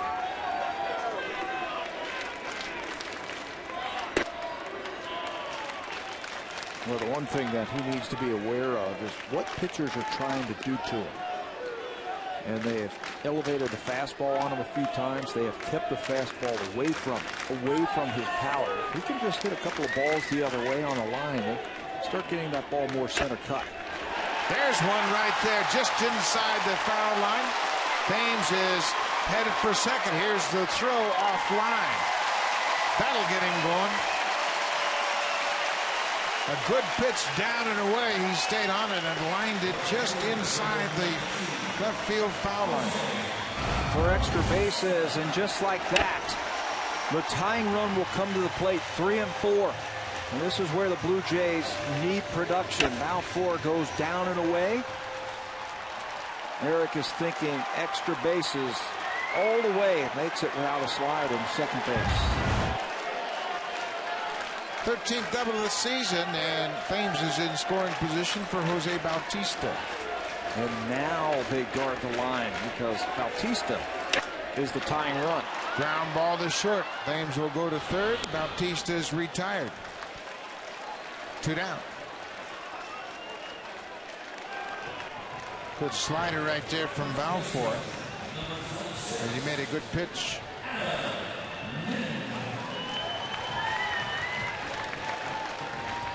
Oakland's done a good job when the Blue Jays have had runners in scoring position tonight. The Jays are 0 for 4 with runners in scoring position. Had a golden opportunity in the 7th. First and third, nobody out, couldn't do a thing with it. Thames at third. 2 down. Adam Lind. You have a hot hitter on deck in Encarnacion. He's already homered tonight. Love to see him up this inning.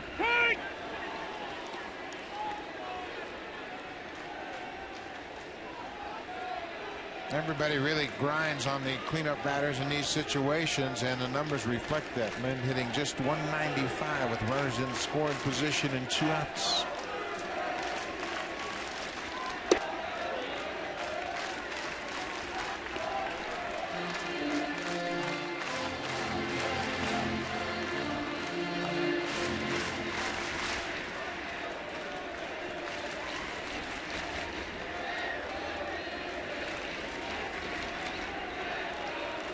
Grant Balfour, part of the very powerful Tampa Bay Rays bullpen a year ago.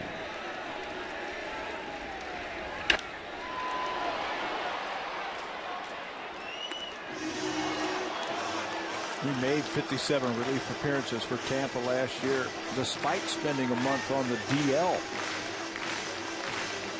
2.28 ERA last year, which was 8th among American League relievers.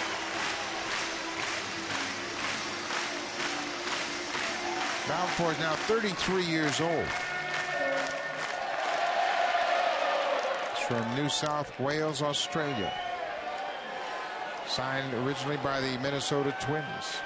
It gets tougher as the problems increase for him. Runners in scoring position this year. Batters are hitting just 138 against him. That's why he has an idea of what he wants to do. He's been a very effective 8th inning pitcher. He's got the count in his favor. 1 ball, 2 strikes, 2 outs.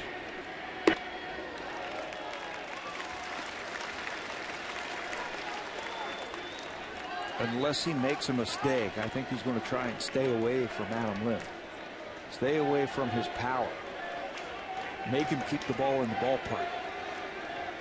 Gonna go away again.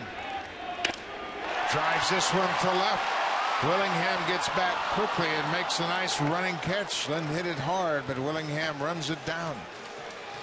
Blue Jays continue to struggle with runners in scoring position.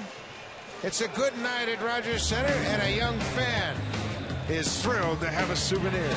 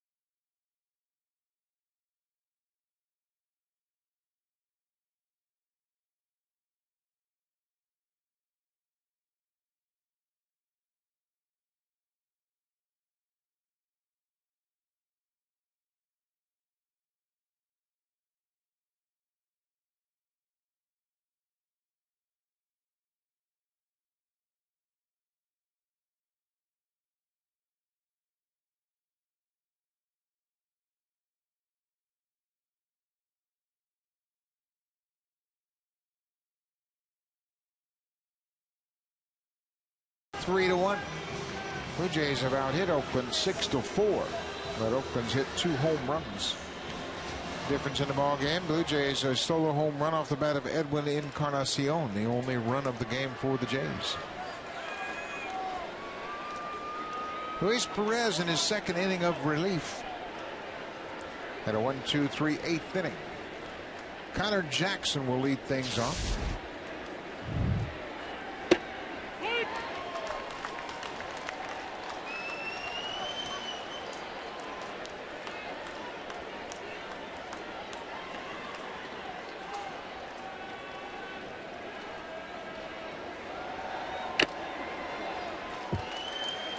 Jackson is 0 for 3. Now he's in a hole 0-2. Connor Jackson playing at first base, facing Luis Perez.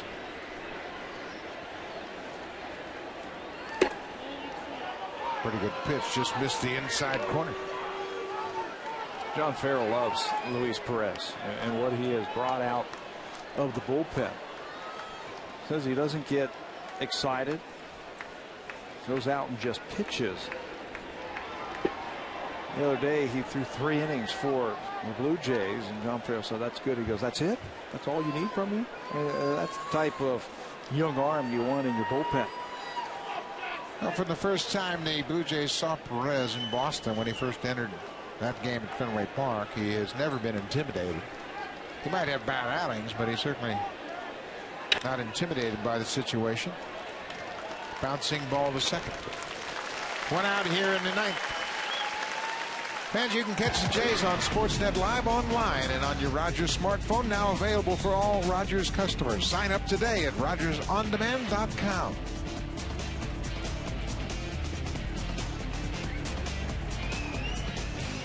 Certainly lots of things going on with the Blue Jays now. Roster moves. Henderson Alvarez will make his major league debut tomorrow night. 21-year-old right-hander called up from Double-A. De Jesus hit by the pitch. First time he's been on tonight. 2 batters now hit. Josh Willingham was hit back in the 4th by Brett Cecil. Wow, right on the elbow. It looked like he tried to swing the bat and then just didn't pull it, his arms out of the way for some reason. He's going to pay a price for that. That stings. So John Farrell will make a pitching change. Perez is out. Jansen is in, or excuse me, Sean Kemp is in. It's a 3-1 Oakland lead.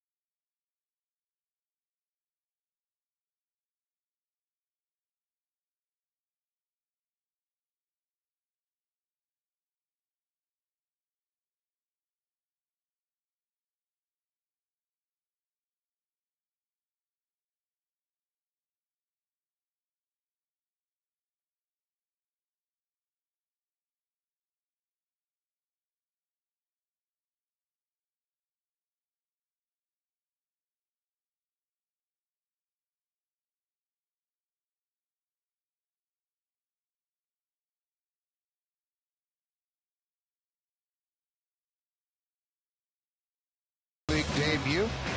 It'll be right here on Rogers Sportsnet 1. The action starts at 6:30 p.m. Eastern Time. That's the pregame show with Jamie Campbell and Greg Zahn. 3:30 p.m. Pacific Time. Jays on Sportsnet. Game 2 of the Oakland Blue Jays series. Henderson Alvarez just turned 21 years old on the 18th of April this season. Really impressed the Blue Jays brass in spring training. They like what they saw. Sean Camp, 48 games now for Camp. Last time he was in the ballgame, just the third of an inning in Baltimore on the 5th. First batter efficiency excellent for Camp. He's retired 35 of the 46 batters. First batter efficiency, and he's going to have to get it here. Kurt Suzuki bunting the ball up the third base line. It's a good bunt. No chance at all for Camp, and Suzuki has his second hit of the night. First and second, one out. Couldn't roll it out there any better than the way Kurt Suzuki did right there. Right down the third base line. He picks on a good pitch from Sean Camp. Sees that Laurie is back, and no chance for either Camp or Brett Laurie to make that play. Get the bat head out, hit it off the end of the bat, deaden the ball into no man's land, and you'll get yourself a base hit. That's the 5th hit of the game for the A's. First and second, Ryan Sweeney. There's a strike.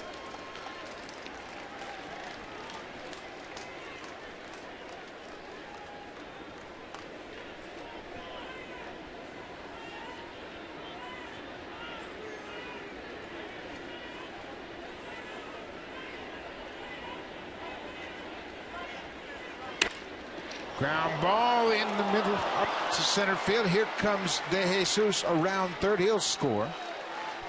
Sweeney picks up his first hit of the night. It's an RBI single to center. It's a 4-1 Oakland lead.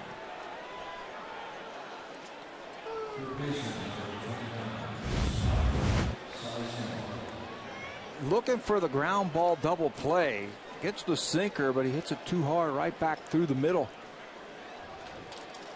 And no chance for the infield to knock that one down, make a play. It'll be an RBI single for Sweeney, his 18th RBI of the season. Scott Sizemore drives the ball to right. Bautista back. Makes the catch. Suzuki didn't tag. And he's still at second. It's Canada's best-selling car 13 years in a row. Honda, the official vehicle of the Toronto Blue Jays.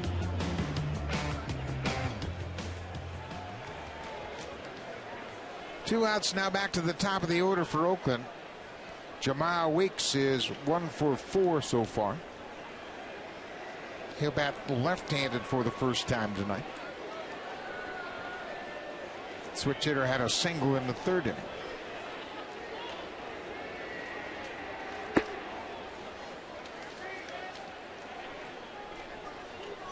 Oakland has scored 4 runs here tonight. We mentioned they were tied with the Texas Rangers for third in the American League in runs scored since the All-Star break. So their offense has been a little more effective in the second half of the season. They have had the lowest batting average on the road in the American League. But tonight, 6 hits, 4 runs, a couple of home runs. Enough for Oakland.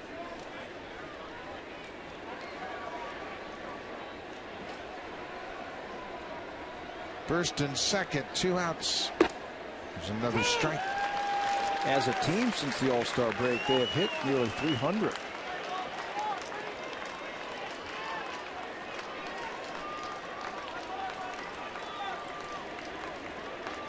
Suzuki's at second. Sweeney's at first. Weeks, the second baseman.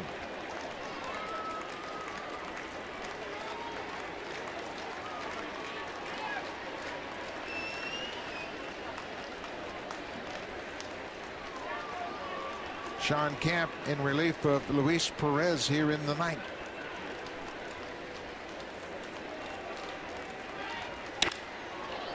Popped him up. Bautista is there, makes the catch, but the A's add an insurance run in the top of the ninth. Blue Jays have some work to do. They're down by 3.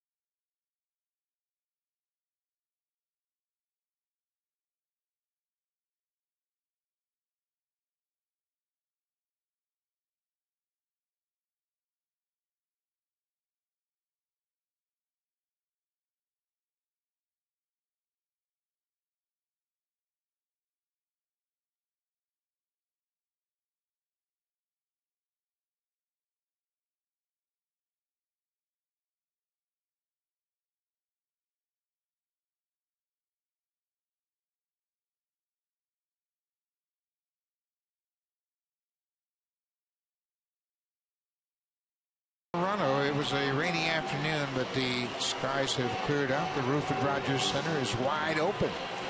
The only thing that's wrong with this night is the score.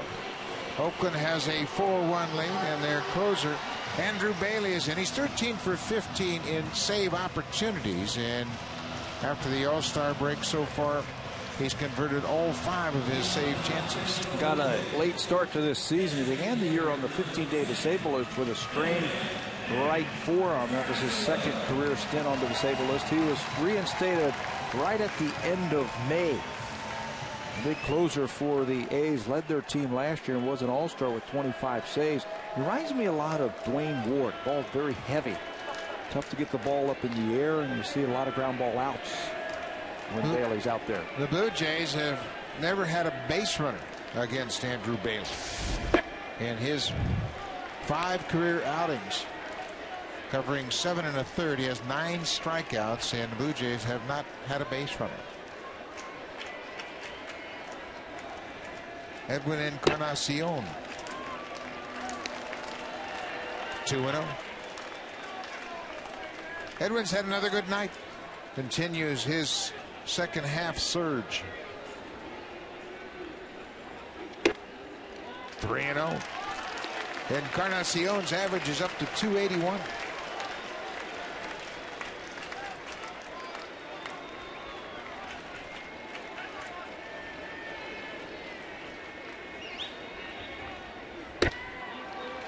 A 4-pitch walk. That's the first base runner Bailey has ever given up to the Blue Jays.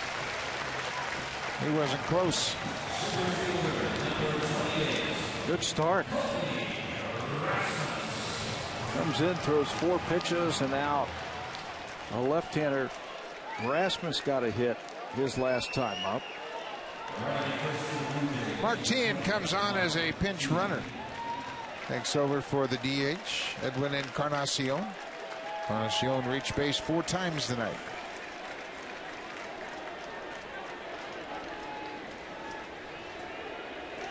Colby Rasmus singled his last time up.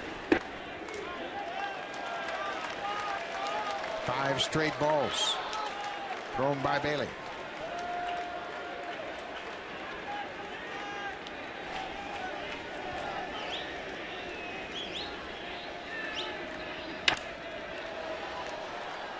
Ball on the strike.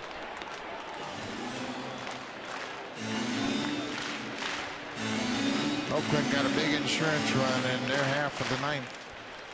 RBI single by Ryan Sweeney. Take that run away, and Rasmus would represent the tying run. The tying run.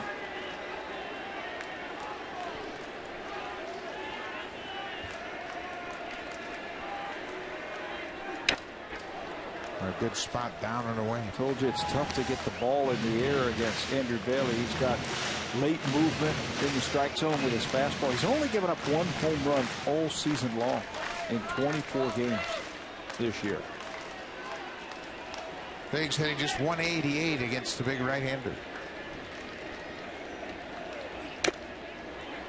Good breaking ball down and in.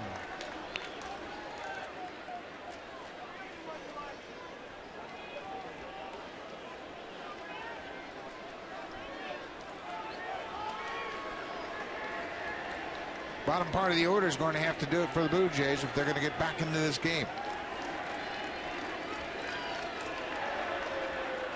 Hill is on deck. 2-2.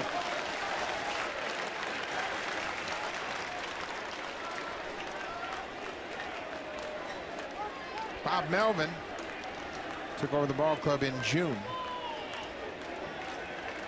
This is his 3rd club as a manager.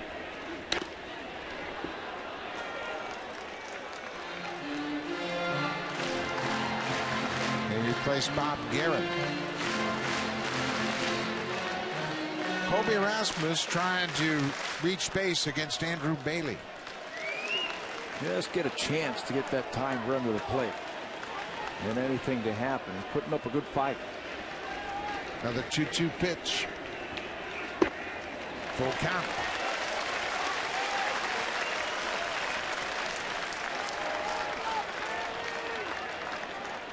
Bob Melvin was the 2007 Manager of the Year with the Arizona Diamondbacks.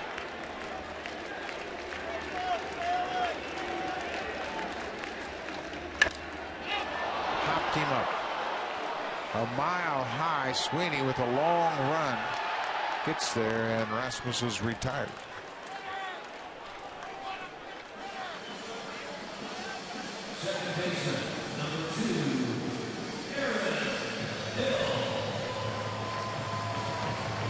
Aaron Hill, he's 0 for 3 so far.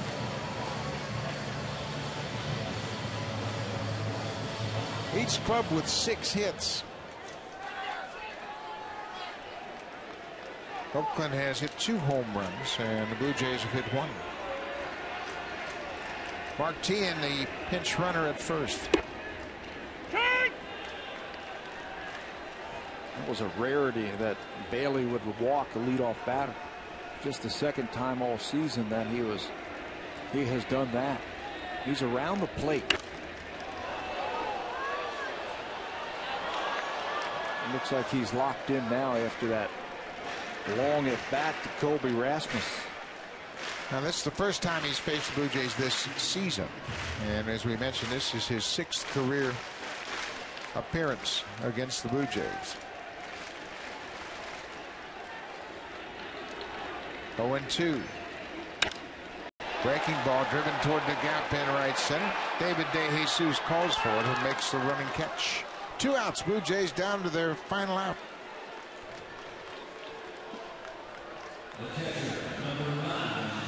It'll be up to J.P. Aronsevi to keep things alive. He has had some good at bats against some tough pitchers.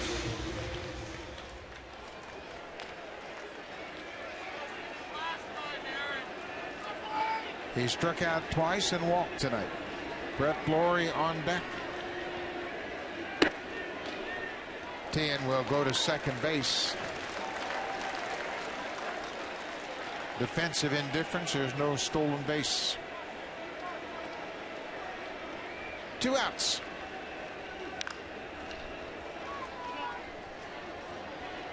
Hit that ball off the end of the bat. They're working him away with that slider. Got to stay on it just a little bit longer.